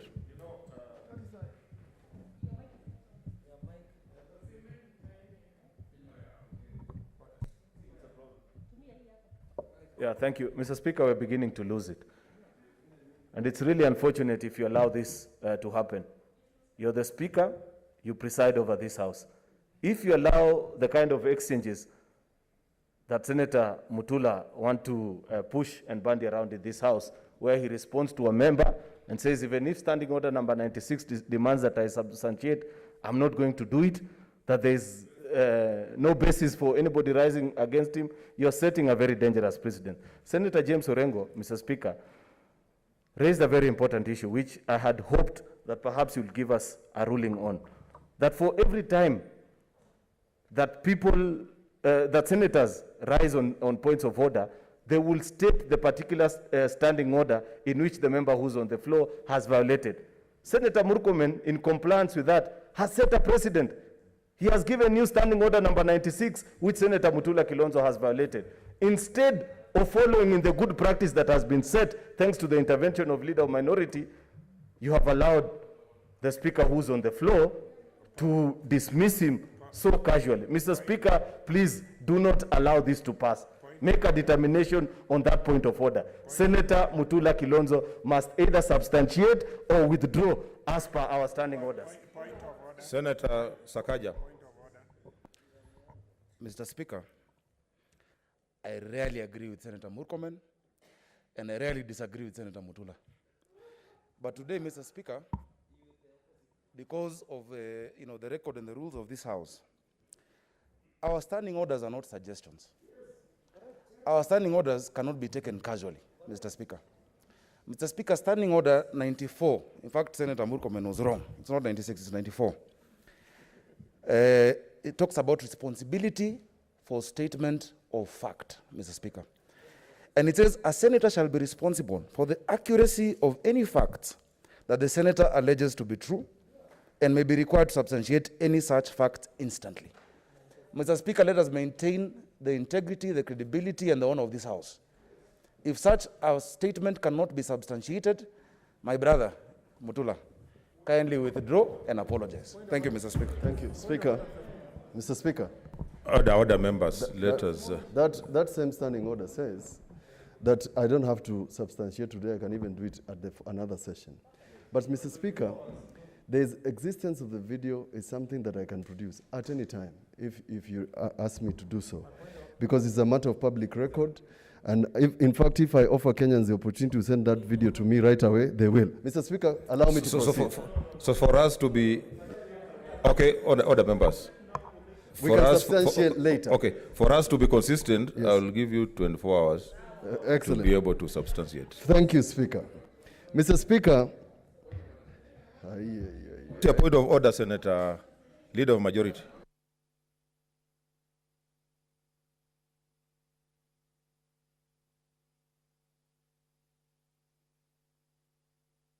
One. Speaker, and if we follow this, Speaker, all these disruptions will not be there. Any senator may raise a point of order at any time during the speech of another senator, stating that the senator raises a point of order and that the senator shall be required to indicate the standing order upon which the point of order is based. And so, Mr. Speaker, if we are going back to beginning to embrace our own rules, Mr. Speaker, then let's begin from here. It makes your work easier, Mr. Speaker, because, Mr. Speaker, if you move on, Speaker, to 96, you'll find a lot about the content of our speeches and what we cannot do. But, Mr. Speaker, let's begin from where disruptions and interruptions about everything becoming a point of order by sticking to that number 93 one. Thank you, Mr. Speaker. Okay, Senator Mutula. Yes. Thank you, Speaker. I was on my second point, and I have insisted that, and I urge members to look at the Wambora Supreme Court ruling. The Wambora Supreme Court ruling, first of all, affirmed the work that was done by Senator Murkomen then in the Wambora Committee. But more importantly, that court said that we are an appellate court. So I've urged restraint, and that's the reason, Mr. Speaker, I've said, I, standing here, since I have no evidence of a senator who is corrupt, Mr. Speaker, I must continue saying that Senate must continue working through its committees. I was on the floor when I was suggesting that the committee led by Senator Fatuma Dulo and the committee deputized by Senator Wetangula is dealing with a transaction worth billions and billions of shillings. Mr. Speaker, Senator Linturi, Senator Kajwang, and Senator Wamatangi were accused of very unlawful things by the owner of Ruaraka. What was the reason? Mr. Speaker, the reason was they didn't want that report to come here. We allowed that report to come here. Whatever happened to it, happened. But we defended the integrity of the senators. The Solai Dam, we were offered money. And I'm talking about a lot of money. We did not, and they were intimidated. Four of us either agreed to the intimidation or refused, including the senator of Nakuru. They never signed the report. We signed the report, including Senator Sakaja, and they know. We have withstood intimidation. We have withstood offers for bribes. We have withstood pressure from the powers that be, state, DIPA, or whatever it is. Therefore, Mr. Speaker, Allow me to proceed. Proceed, Senator. I'm glad that Senator Murkomen agrees with me and laughs. But it's not a laughing matter. Because he knows very well that in the case of Ruaraka, for purposes of a committee, we tabled a report. He knows what happened. He knows what happened. And I will not repeat because it's on record. Mr. Speaker, this afternoon, Kenyans are watching. They want to see whether we will shoot ourselves in the foot by attempting to pretend, Mr. Speaker, that either of the other produces a better result for purposes, and the ones who are saying plenary are saying that is equal justice. Senator Wan Sakaja, who says he doesn't disagree with me, is sitting in two committees, one of COVID. We have entrusted this good gentleman together with Senator Kasanga to go around the country to collect views on our behalf. Nobody has made an allegation against them. There's a gentleman seated here, Senator Yusuf Haji, who has chaired a committee for the last 8 years. Why haven't we accused him of anything? Mr. Speaker, the reason, yes. Do you want to be informed? By Senator Sakaja, yes. Of course, Mutula is my brother. Mr. Speaker, I'd like to inform Senator Mutula that the committee I chair and deputized by Senator Kasanga brings a report to this House every week, including today. The issue with this committee, we are saying, Mr. Speaker, is that if it rules one or another, it will not bring a report. That is the difference. That is the only difference, Mr. Speaker. That's the problem. That's the problem of allowing some of the people who are your brothers to give you unuseful information. Mr. Speaker, it's just unuseful information for what I was saying. You're not helping. Mr. Speaker, we want to investigate and get to the bottom of this matter. This afternoon, I have this book. This book is all the impeachment records of the Senate. Why do you think it's this big, Mr. Speaker? It's because we have sat in several committees and we have something we can look up to. The reports of plenaries, including Gachagua,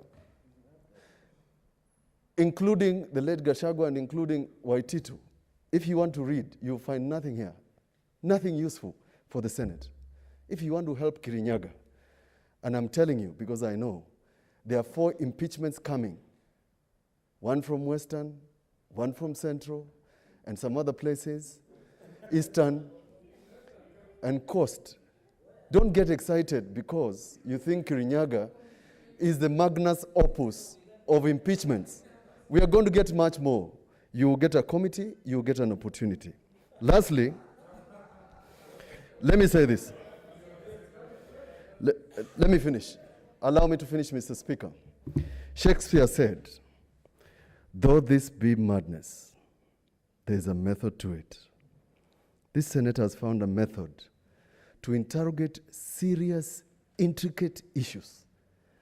If we walk away from such methods, which ourselves have agreed to do them, I expect all the chairpersons of committees to resign because they are both either incompetent, corrupt, and cannot deliver. Simple. Thank you. I support the committee. Thank you. Senator Kibiru, order members, Senator Kibiru, then Senator Abshiro from the extended approach. Thank you, Mr. Chairman. Mr. Chairman, I would want, Mr. Speaker, I would want to start by seeking your indulgence. One is that I may not be very comfortable or good in the gap of this language called English. I'm not the man who mobilized the language and took it to war. But I want to be allowed to speak in whatever form I can so that I can tell the honorable senators what is it that the people of Kirinyaga are saying. That's one. Two, Mr. Speaker, I also would want to seek your indulgence so that you can add me 1 or 2 minutes. What's your point of order, Senator Kajwang?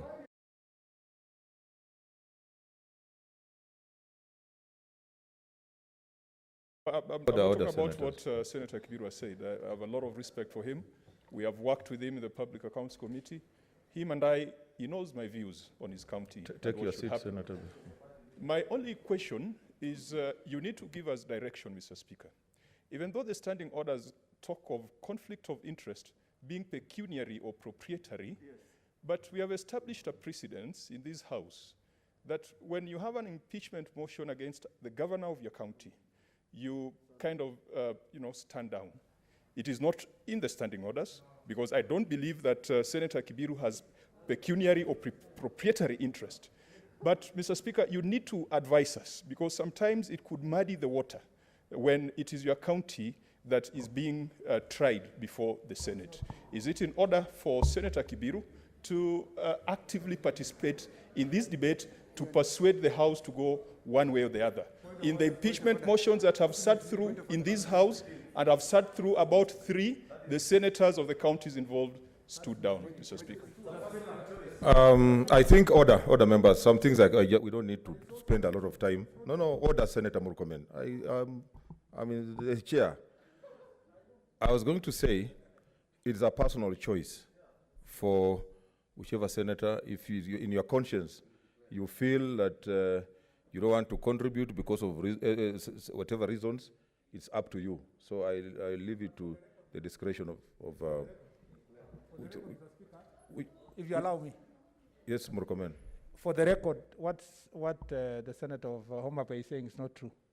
Senator of Kiambu spoke, Senator Wamatangi, the senator, the CS of Health, spoke when Nyeri issue was brought here.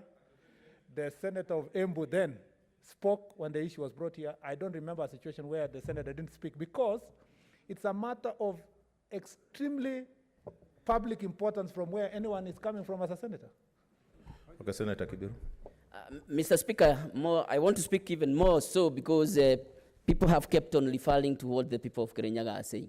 And indeed, I have the mandate, and by the way, as the only independent senator in the Republic of Kenya, to talk on behalf of the people of Kirinyaga. So, Mr. Speaker, I just wanted to say that Kirinyaga is a county that has over 600,000 people. Mr. Speaker, in that county, we have close to 100 sub-locations. And for us to be able to articulate issues of Kirinyaga, we normally move around and ask, what is it that has been happening? And Mr. Speaker, I want to urge and say, I'm not saying, and I don't want to persuade anybody here to say that the governor is guilty. The only thing that the people of Kirinyaga are saying is that senator, and they sent me, they called me, and they have been persuading me as their senator and a person elected to represent them. They have been telling us, Senator, can you please persuade the Senate to let us, especially as MCAs, come in front of them, because we would want to listen to what Moswaka would say. We would want to listen to what Mutura would say. We would want to listen to what James Olengo would say. They would want to listen to what Pogisio would say. These people will not be in the committee. So they will not have the mandate even to talk about the process that the people of Kirinyaga have used. So the people of Kirinyaga are not saying anybody is guilty. They are saying, this is a learning process. We would also want to come to the Senate and learn. Where we have made a mistake, we will be explained. Where we have done well, we will be told that this is the correct position. Because like somebody said, like Senator Linturi said, we are setting out issues of how we can move on issues of impeachment. I like the way Mutura Jr. is saying that he has documented. This is also a learning process. Most of my fellow senators here have only participated probably only on Waitito's issue. I'm lucky. I've participated in a committee and have participated in the plenary. So I know the merits and the demerits. I don't need to be educated on the merits and demerits of the two. But more importantly, it's prison. Can I be informed? What is your point of information? A point of information to Senator Kibiru, because he has raised a very important point, Mr. Speaker, where he was comparing the success rate of a committee vis-a-vis that of a plenary. Senators handled 10 impeachments, Mr. Speaker. 7 by committee, 3 by plenary. The 3 that was done in plenary, 2 of them were successful.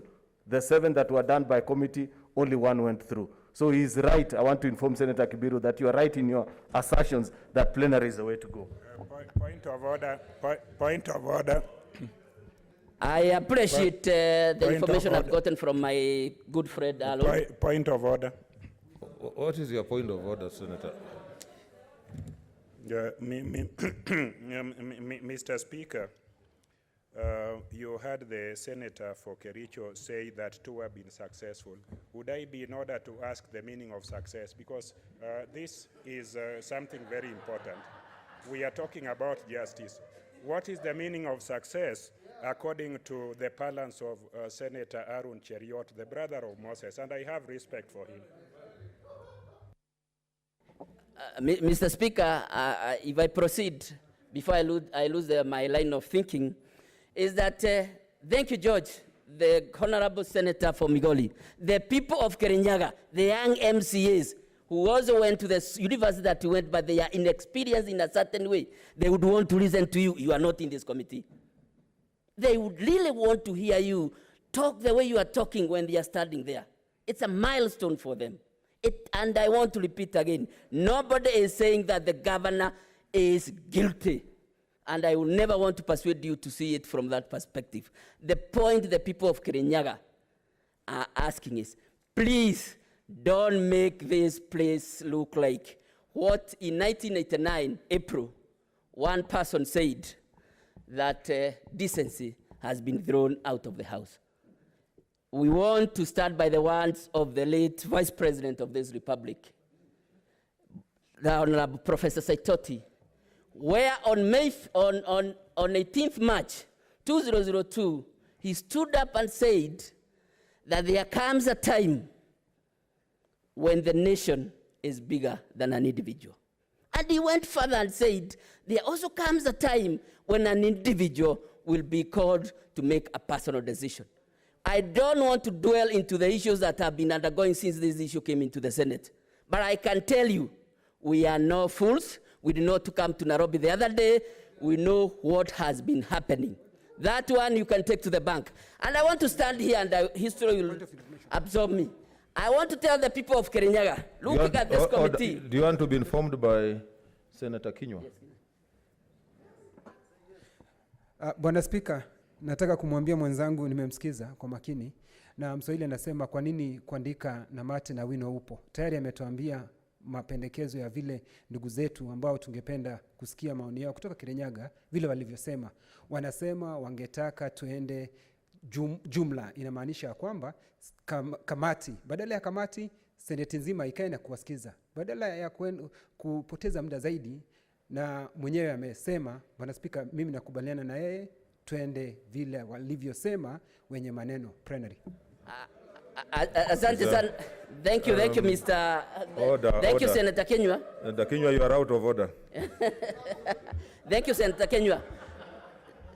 Mr. Speaker, I just wanted to remind the people of Kirinyaga, to remind the Senate, Whip, I think I'm on the seat, and the agitation that we are wasting, I saw the indulgence of the Speaker that I'm given space to speak. So, Mr. Speaker, I need protection so that I can articulate the issues of the people of Kirinyaga. I want to say this after I conclude. I have a problem. Yes. What's your point of order, Senator? Mr. Speaker, sorry to interrupt the Senator of Kirinyaga, but this is important for him. Mr. Speaker, I'd like to move a motion for extension of sitting time, that notwithstanding the provision of Standing Order that 1.2 and pursuant to the provisions of Standing Order that 1.3a, the Senate resolves to extend its sitting until conclusion of the business listed in the order paper 15 in today's order paper.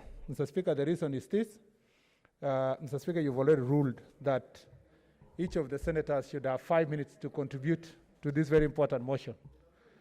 Mr. Speaker, the people of Kirinyaga would like, Mr. Speaker, and the people of Kenya would like to listen to our very important deliberations before, Mr. Speaker, we can vote.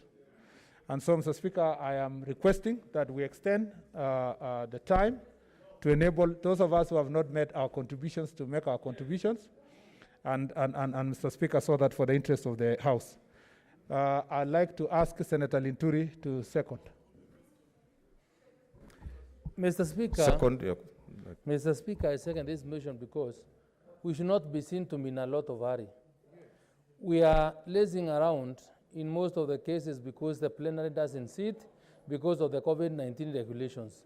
So, and if we have any other better time to demonstrate to the country what we do as senators, and particularly at that moment, is now. Mr. Speaker, it doesn't matter, even if we go up to tomorrow morning, let us make sacrifices for the good people of Kirinyaga.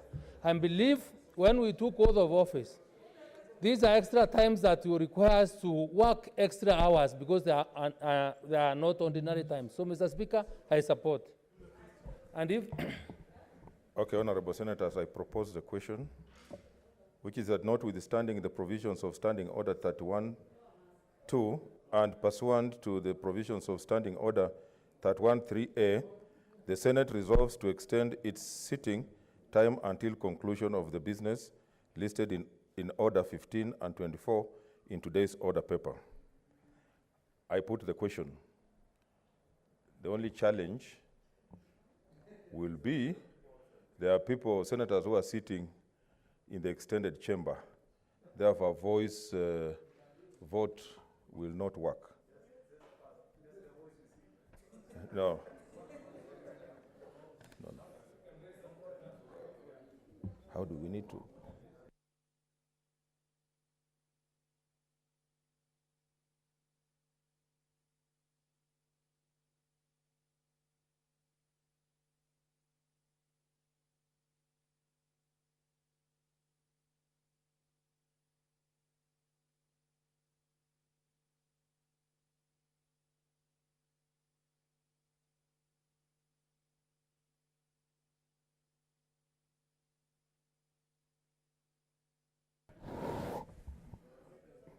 I think in the circumstances, we'll just have to do a roll call because then we don't want to disadvantage those who are out there.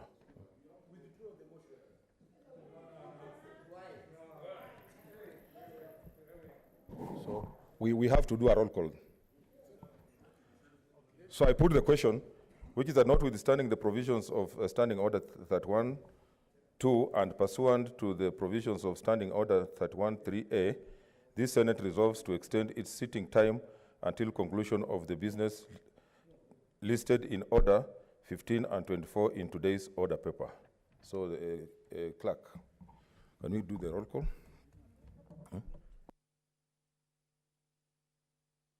Okay. Okay, they should ring a bell for 1 minute.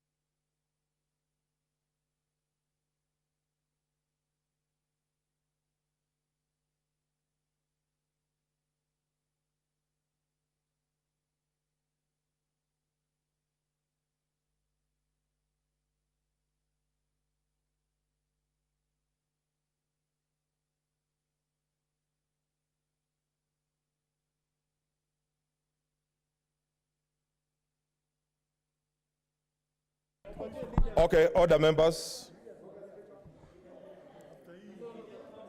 Okay, this is the way we are going to do it. The Deputy Speaker, order, members. The Deputy Speaker and one clerk will go to the extended chamber to take the votes there so that we move faster, and those who are here will vote here. It's order. Yeah.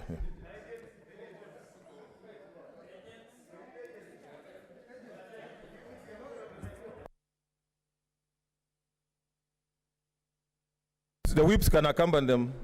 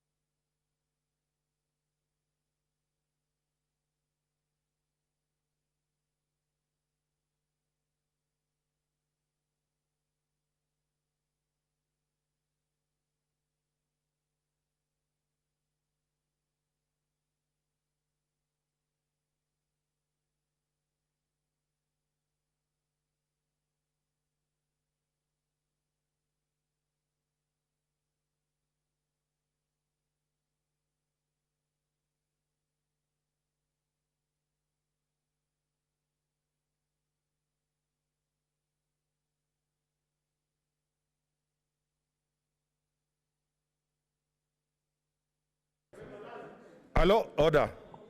Order, members, order, members. So we do it. Okay, close the doors, close the doors.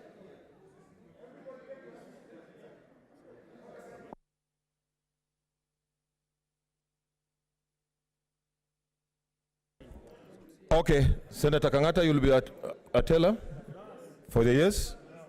Yes, let's start. Let's start.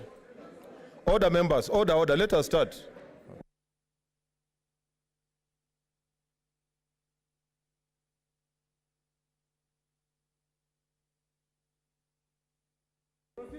Let us proceed. Order, members. Order.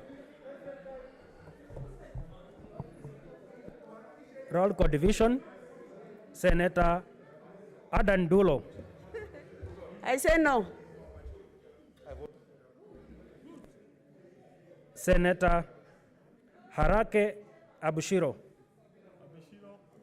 Abshiro. Senator Ali Abdurai Ibrahim. The other chamber. Senator Boy Isa Juma. Senator, why don't you take your seat so that we move faster?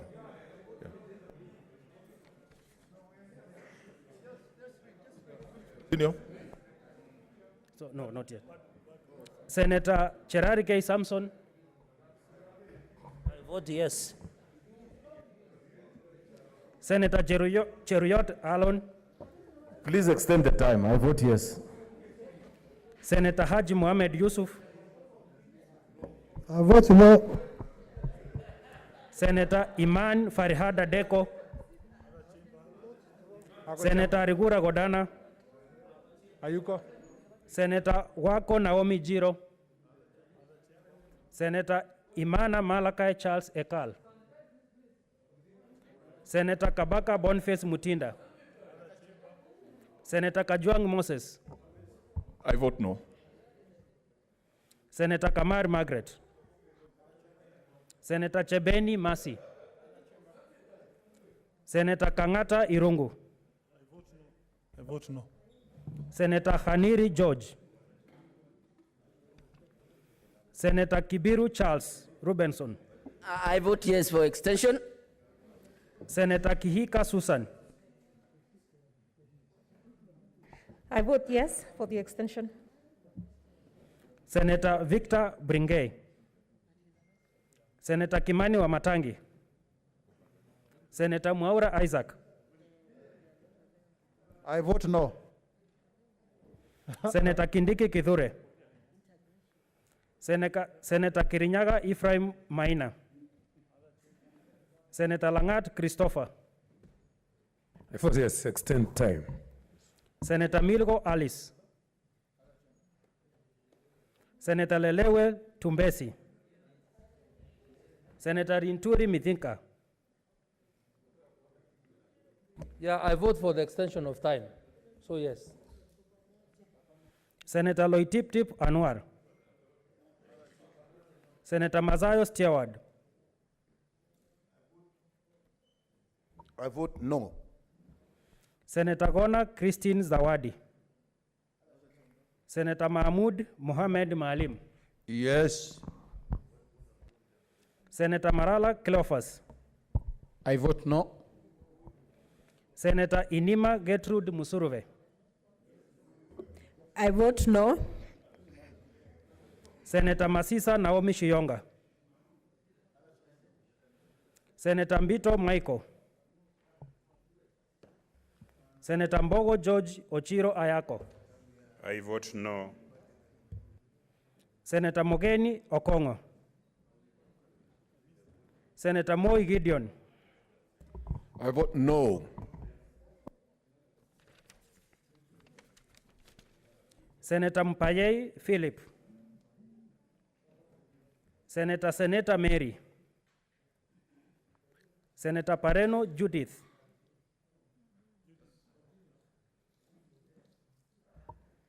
I say no extension. Senator Murkomen Kipchumba. I vote yes. Senator Mutula Kilonzo. Senator Mwangi Githiomi. Senator Mwaruma Jones. Senator Mwinyihaji Mohamed Faki. Senator Nderitu John Kinywa.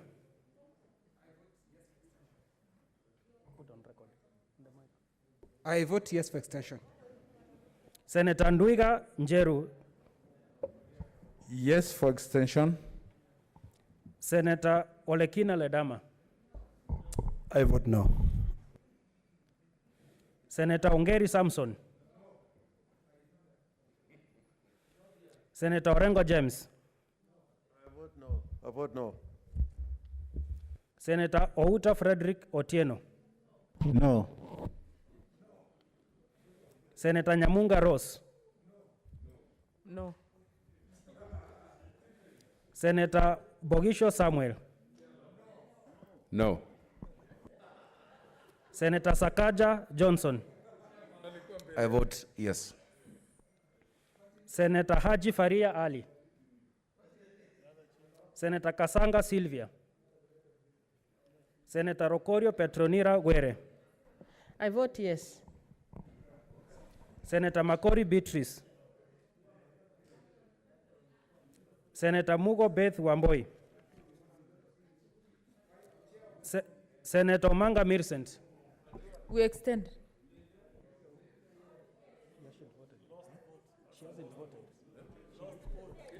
The extension of time. I need to contribute.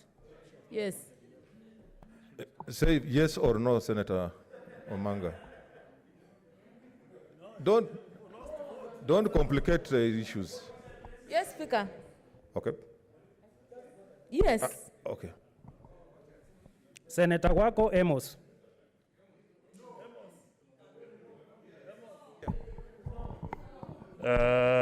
No. Senator Wambua Enoch. Wambua Enoch. Senator Wariogo Rich Juma. Senator Wetangura Moses.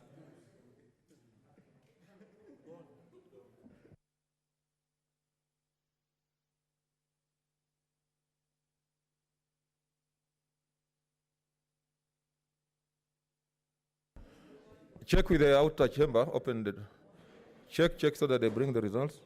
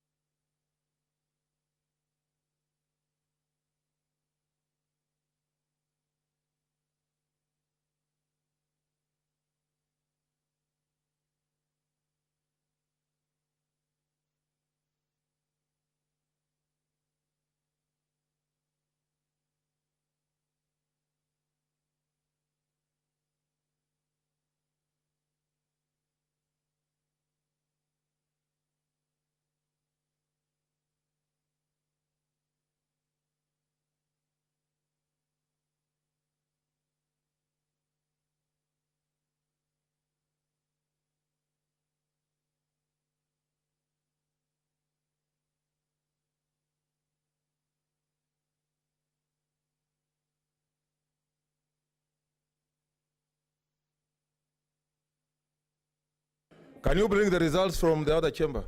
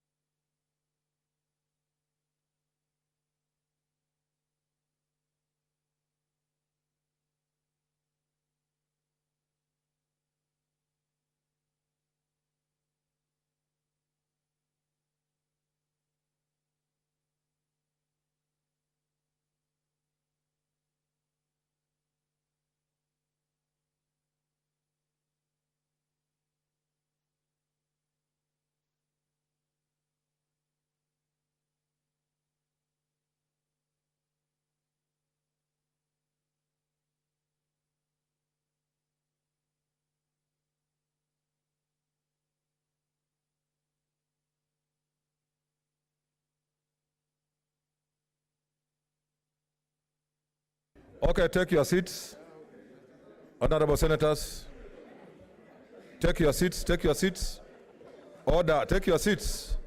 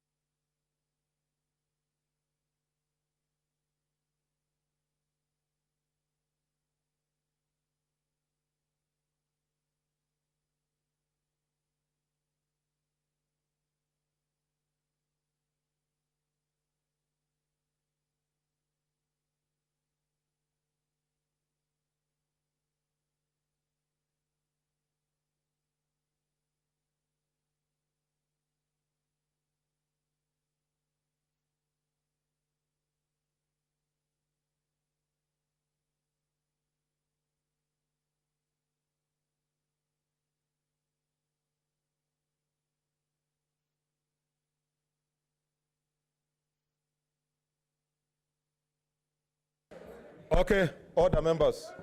Order, order. Take your seats. Senators, take your seats. Take your seats.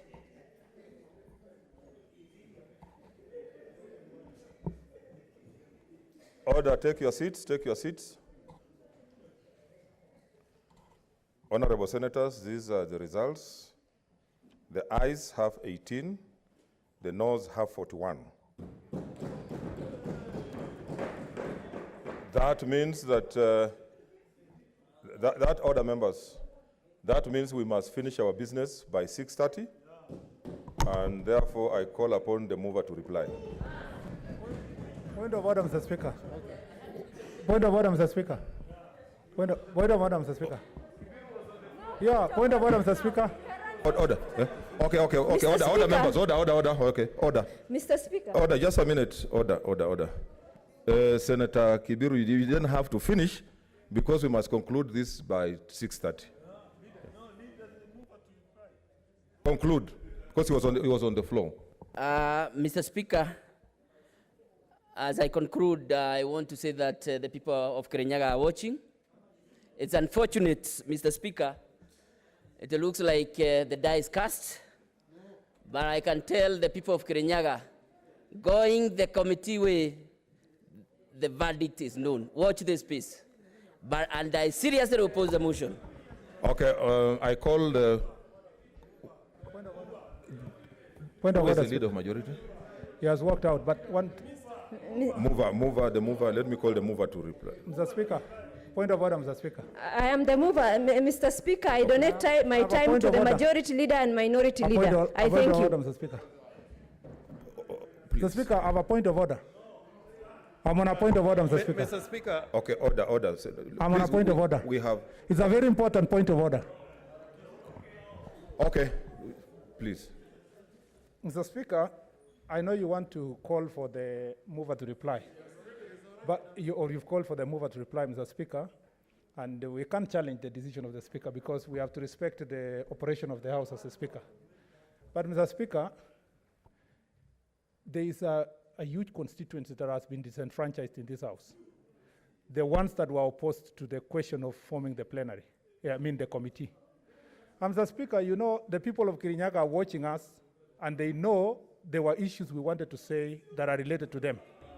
Mr. Speaker, the last thing I want to say, you will make your ruling. Mr. Speaker, this Mr. Speaker, contribution, not Mr. Speaker, this contribution, not point of order. Okay, fine. So I was asking, Mr. Speaker, I was just asking your indulgence. I was asking your indulgence. Mr. Speaker, out of the 18 minutes remaining, you should have at least given us, Mr. Speaker, about 8 minutes to make at least something. Order. We are requesting. Order, no. We will not be able to conclude this matter. 18 minutes we have to vote. Using a roll call, we're going to go beyond the time. I think we have had the time to express ourselves. Let me call the mover, the minority they have donated their time to conclude. Minority. Time. Mr. Speaker, the first thing I want to say, if you look at the Constitution of Kenya on the area that deals with Parliament, committees are provided for as an integral part of Parliament. In fact, the same powers that are given to Parliament in plenary is given to committees. Committees can summon witnesses. But I thought you said the mover to reply, Mr. Speaker. Order, Senator Murkomen. No. The mover donated the time to the leader of minority, some few minutes to the minority and majority. Proceed. Mr. Speaker, is it not the same issue I was saying you are disenfranchising us? Order, Senator Murkomen. Proceed, Senator Orengo. Who is this Senator Murkomen? Now, Mr. Speaker, having said that, this Senate should never be in a position where there is a dictation on how we handle our business. This is a very important institution. In fact, Mr. Speaker, if you go by why in the Federalist Papers they say the Senate is an important institution, you will know that we are here because the standing orders, the Constitution, give us powers to make the decisions that we're making. But I want to say this to finish. If you are like the daughter of Herod, Salome, who danced so well to Herod, and Herod asked him, "What do you want?" And Salome asked for the head of John the Baptist. Today, some people have done so well, they are not looking for justice, they are looking for somebody's head. And that head is not for Salome. That head is for somebody. Waiguru's head is being asked for not by the county assembly. I can tell you, and I have the evidence. The people who are looking for Waiguru's head is not the Point county of order, assembly. Mr. Speaker. Point of order, Mr. Speaker. And, Mr. Speaker, Point of order, Mr. Speaker. Point of order, Mr. Speaker. Point of order, Mr. Speaker. Point of order, Mr. Speaker. It is very wrong. Point of order, Mr. Speaker. Point of order. That is Point of order, Mr. Speaker. Point of order. Point of order. Mr. Speaker, we are saying point of order. Mr. Speaker. We cannot be lectured by an I'm going to give you order, members. That is very wrong. Order, members. I'm going to give you. Order, members. That is very wrong. Order, Senator. Leader. Mr. Speaker, Leader sit down. of minority. Order, members. Order, members. Looking for the head of the governor. Senator, order. That's very wrong. Order, members. We are not looking for the head of our governor. Senator Kwamboka, sit down. That is very wrong. Mr. Speaker, point of order. Senator Kwamboka, sit down. Point of order, Speaker. Order, members. Order, members. Point of order, Mr. Speaker. Senator Susan, what's your point? And we have to conclude. We have point of order. He is casting us Okay, point of order. Mr. Speaker. No, it's wrong. You cannot. I run the clock. Somebody's order. Order, members. Senator Susan. Mr. Speaker, sir, is it in order for the leader of minority, Senator Orengo, to impute improper motive in this House when we know very clearly that the impeachment motion has been brought by the County Assembly of Kirinyaga? So for him to continue lecturing here on nonsense, basically, it is inappropriate. Order, members. Point of order. Order, members. Point of order, Speaker. Point of order, Speaker. I'm still on the You floor. told me you are going to give me a session. Just a minute. Point of order, This is Speaker. very wrong. Point of order, Speaker. Can you sit down? Order, members. Point of order, Speaker. Order. Point of order, Speaker. Order. Just a minute. Senator Susan Kihika was on the floor. You know the standing orders. Yeah. You cannot be on the floor at the same time. Yes. Honorable senators, the whole world is watching us. Yeah. I think let us conduct ourselves with decorum. We don't have time. Point of order, Senator, Speaker. Leader of majority, can you contribute? Mr. Speaker, I have a point of order. On a point of order, Mr. Speaker, we have been accused. Order. Mr. Speaker, on a point of order. We must conclude. Order. Mr. Speaker, you told me you'll give me a chance. Senator Murkomen, I have given you a lot of On time. a point of order. Please. It's a point of order, Please. Mr. Speaker. Senator, Leader, can you conclude? I'll give you Point can of you order, conclude? Speaker. Point of order, Mr. Speaker. Conclude, Senator. Mr. Speaker. On a point of order, Mr. Speaker, we cannot allow that to go on record. We can't allow that to go on record, Mr. Speaker. I'll make a ruling. On a point of order. With those Mr. Speaker, on a remarks, point of order. I support, and the stone has had me. Point of order, Speaker. Point of order, Mr. Speaker. Point of order, Mr. Speaker. Senator Langat. Yes, yeah, what? You, Okay, please conclude. We yes, don't I'm have concluding. It is very wrong. I'm giving you. For our Senator Senior Orengo, Mr. Speaker, to cast aspersion of this House as a group of people who are after the head of somebody. We never initiated this motion. It was initiated in the county government of Kirinyaga and not us here. Point of That order, is very Speaker. wrong, and he should withdraw Senator. that one. Order. He should withdraw that one. Order. It's very wrong. Point of order, Speaker. Point of order, Speaker. Okay, Senator, point of order. Leader of majority. Order. Order, Speaker, members. on a point of order. Order. Let us proceed. Senator, Leader On a of point of majority. order, Mr. Speaker. Point of order. On a point of Just order. one. Just one. Order, We are members. on a point Please, of one. order. Mr. Speaker. Supporting this motion, We are on a point of order, Mr. Speaker. Please, Speaker. Please. I'd like to Point of appeal. order, Mr. Speaker. On a health Point of order, issue. Mr. Speaker. There's a health issue, Mr. Speaker. We must, there is a record that must be corrected, Mr. Speaker. Order. You cannot force the speaker to Okay, allow you to raise a point of order. Members. Point of order, Mr. Speaker. I'm giving you 1 minute, Senator Okay. Murkomen. 1 minute, then Thank we you. conclude. Thank you, Mr. Speaker. Mr. Speaker, the people of Kirinyaga have all along the week suspected that, Mr. Speaker, there is a decision already made elsewhere to form a committee to save Waiguru. No, order. Then Senator Orengo goes public, Mr. Speaker, to confirm. Order. Senator Orengo goes on record to confirm that a decision has already been made, Mr. Speaker. Order, Senator. So if this committee is going to sanitize Waiguru, you tell us the truth. And I want to tell the people of Kirinyaga. I want to tell the people of Kirinyaga, Mr. Speaker, that decision is already been made. This committee is a sanitizing committee, and we're not going to accept. Chase him out.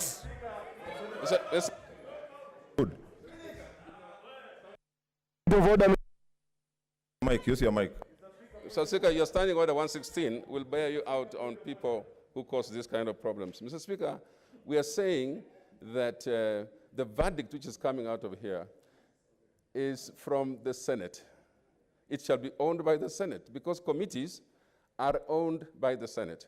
And so, Mr. Speaker, I want to support that and ask that we move in this direction so that, Mr. Speaker, we can conclude in vote.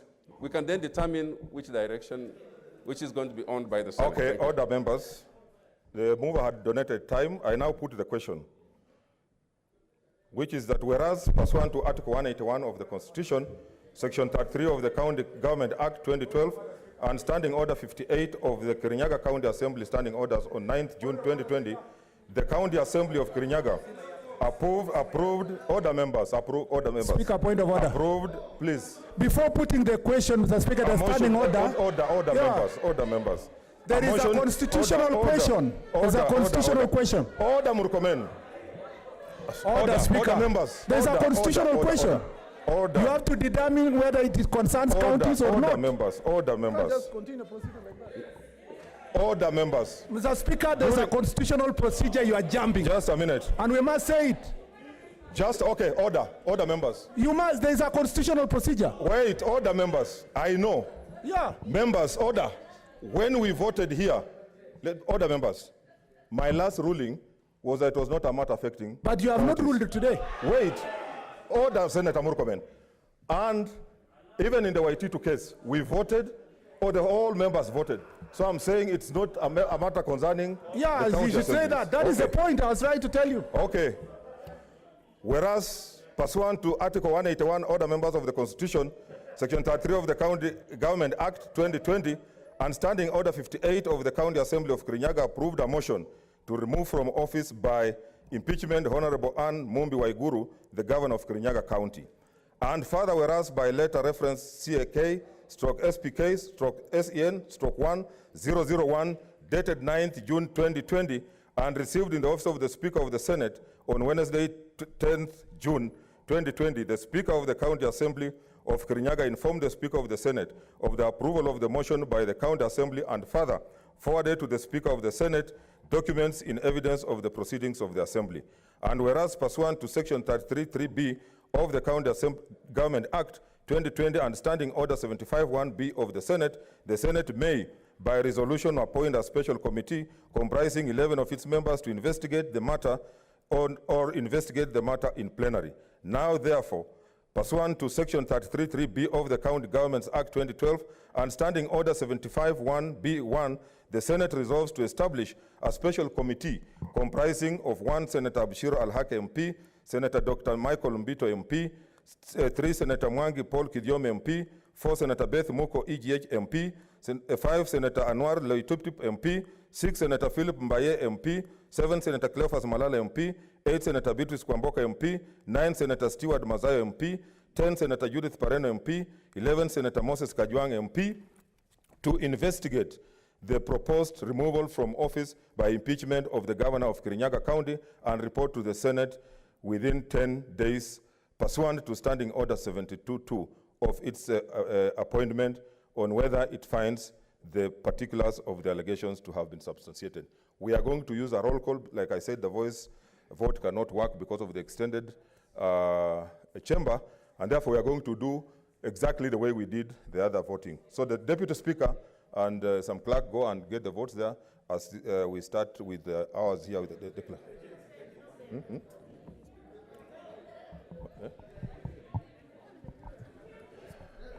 Okay, the bell rings for 1 minute as the Deputy Speaker goes.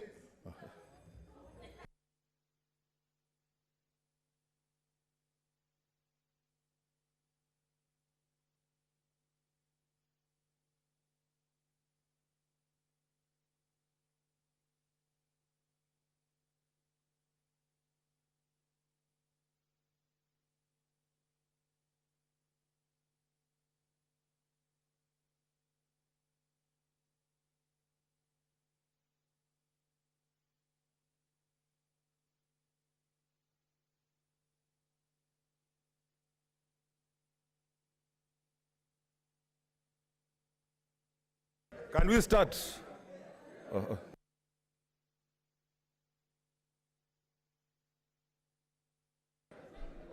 Hello, start. Eh? Close the doors, let's start. You know, time is low. Honorable Senators, take your seats. Honorable Senators, take your seats. Mogere, proceed. Road Court Division. Silence, Honorable Senators. We don't have time. Take your seats, Chief, the whip. You are the one who is supposed to be organizing your people. Senator Adan Duro Fatuma.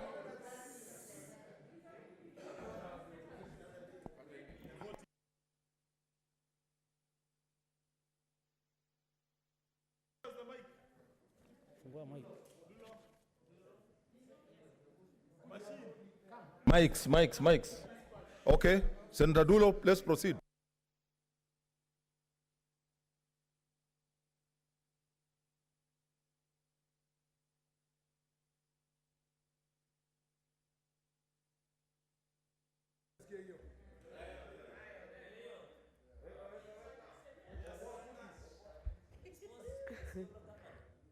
Mutaskia, I vote yes.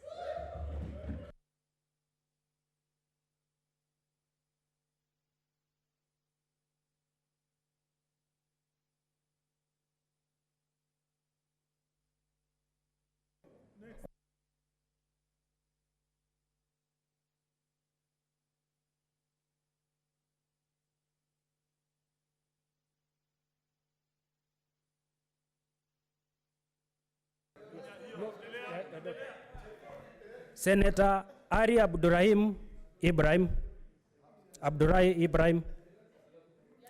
Senator Boy Isa Juma. Senator Chebeni Masi.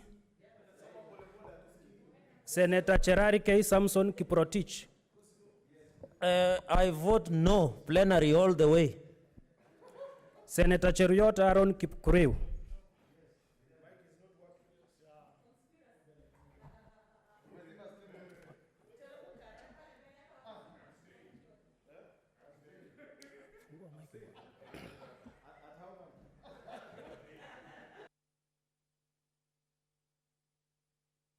Read the next one. It's not, Mr. Speaker, I vote no.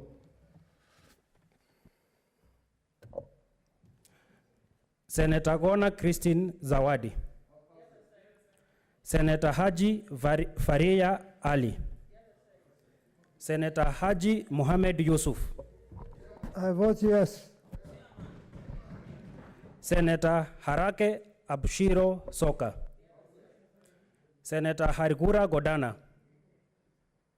Senator Iman Farihada Deko. Senator Imana Marakai Charles Ekal. Senator Inima Gertrude Musurove. I vote yes. Senator Kabaka Boniface Mutinda. Senator Kajwang Moses Otieno. I vote yes. Senator Kamar Margaret Chepkoech. Senator Kangata Irungu. Vote yes. Senator Kasanga Sylvia. Senator Haniri George. Senator Kibiru Charles.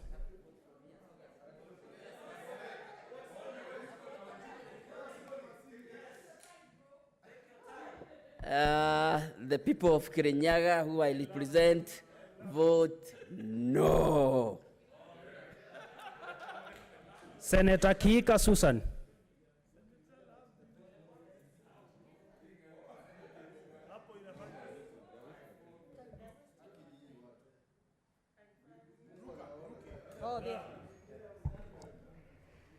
I vote no to the Capitol Hill Sanitization Committee.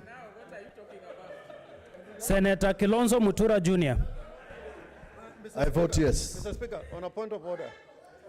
Senator Kimani Wamatangi. No, but that is no vote. Senator Kindiki Kithure. Senator Kirinyaga Ephraim Maina.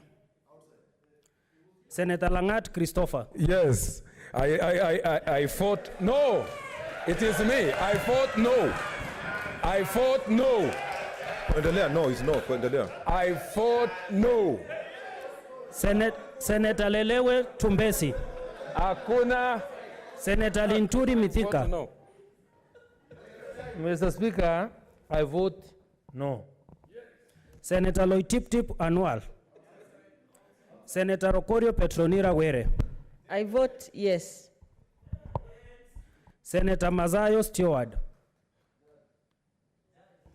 I vote yes. Senator Mahmoud Mohamed Maalim. Abstain. Senator Makori Beatrice Kwamboka. Senator Marara Cleophas. I vote yes. Senator Masisa Naomi Shionga. I vote yes. Senator Mbito Michael. Senator Mbogo George Ochiro Ayako. I vote absolutely yes. Senator Milgo Aris. Senator Mogeni Eric Okongo. Senator Moi Gideon. I vote yes. Senator Mpayei Philip Salau. Senator Mugo Beth. Senator Murkomen Kipchumba.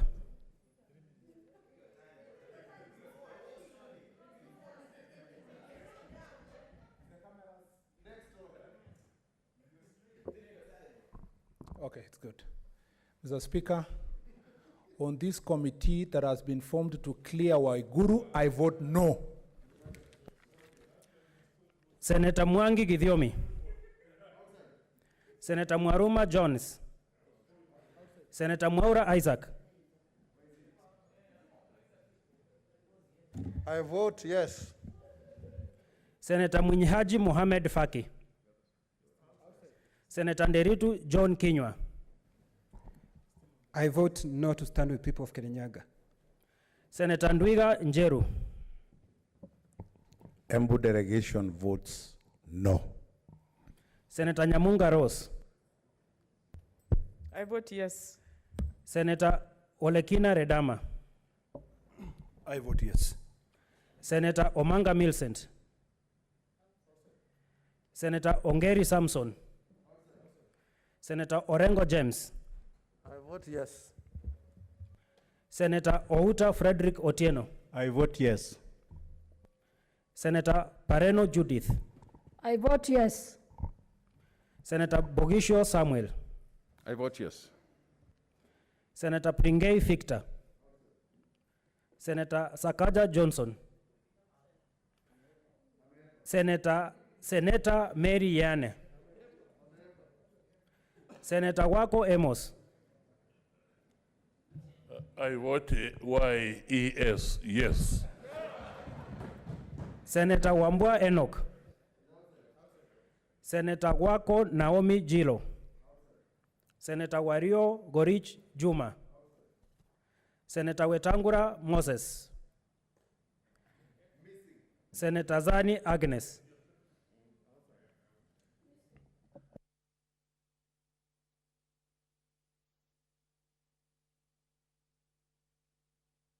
Open the door. Open.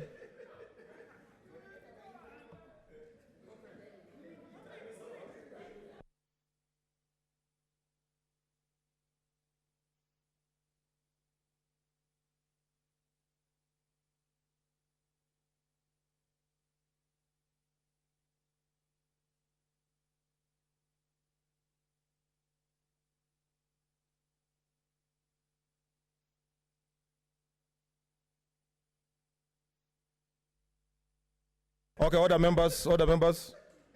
I'm using my powers under Standing Order 31-2. So unless for the convenience of the Senate, the Speaker or the Chairperson, as may be, this case being the Speaker, directs earlier or later interruption of business at 6:30 p.m. The Speaker or the Chairperson shall interrupt the business then under consideration, and if the Senate is in committee, the Chairperson shall leave the chair and report progress and ask for leave to sit again. So I'm just waiting for the report. I wanted to use my powers under that section.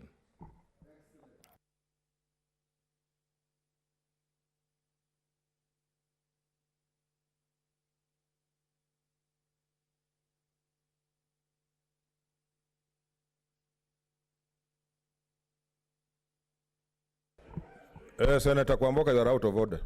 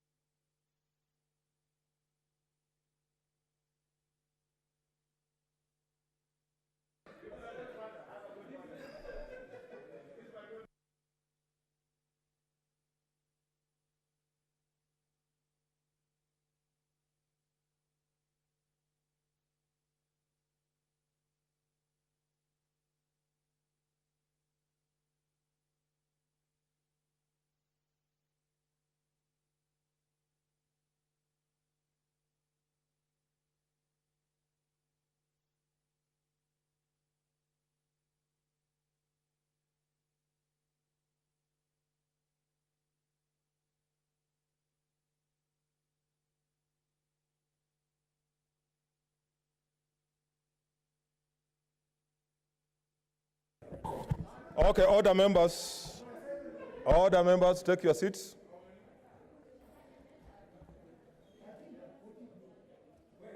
Order members. Okay. These are the results of the vote. Abstentions 1, the nays 14, the ayes 45. So that means order. That excitement can be done outside the chamber. Order members, I therefore direct that the committee commences their work immediately and report back within 10 days. Next order, we have. Next order. Order number 24, motion, alteration of the Senate calendar, regular sessions for the 4th session. Yeah. Leader.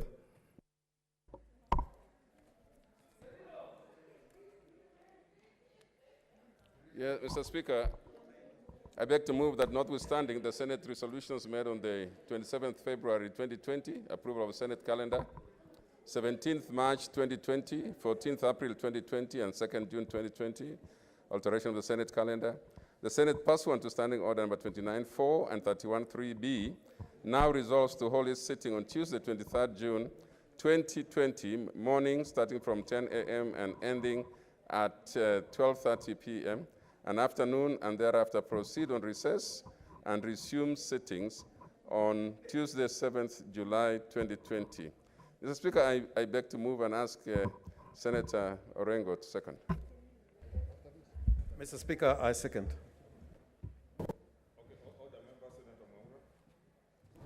Order, members. I now propose the question, which is that notwithstanding the Senate resolutions made on 27th February 2020, approval of the Senate calendars, 17th March 2020, 14th April 2020, and 2nd June 2020, alteration of the Senate calendar, the Senate, pursuant to Standing Order 29.4 and 31.3, be now resolved to hold its sittings on Tuesday, 23rd June 2020, morning starting from 10 a.m. and ending at 12:30 p.m., and afternoon, and thereafter proceed on recess and resume sittings on Tuesday, 7th July 2020. I put the question, which is that notwithstanding the Senate resolutions made on 27th February 2020, approval of Senate calendar, 17th March 2020, 14th April 2020, and 2nd June 2020, alteration of the Senate calendar, the Senate, pursuant to Standing Order 29.4 and 31.3, be now resolved to hold its sittings on Tuesday, 23rd June 2020, morning starting from 10 a.m. and ending at 12:30 p.m., and afternoon, and thereafter proceed on recess and resume sittings on Tuesday, 7th July 2020. As many are of that opinion, say aye. Aye. As many are of a contrary view, say nay. I think the ayes have it.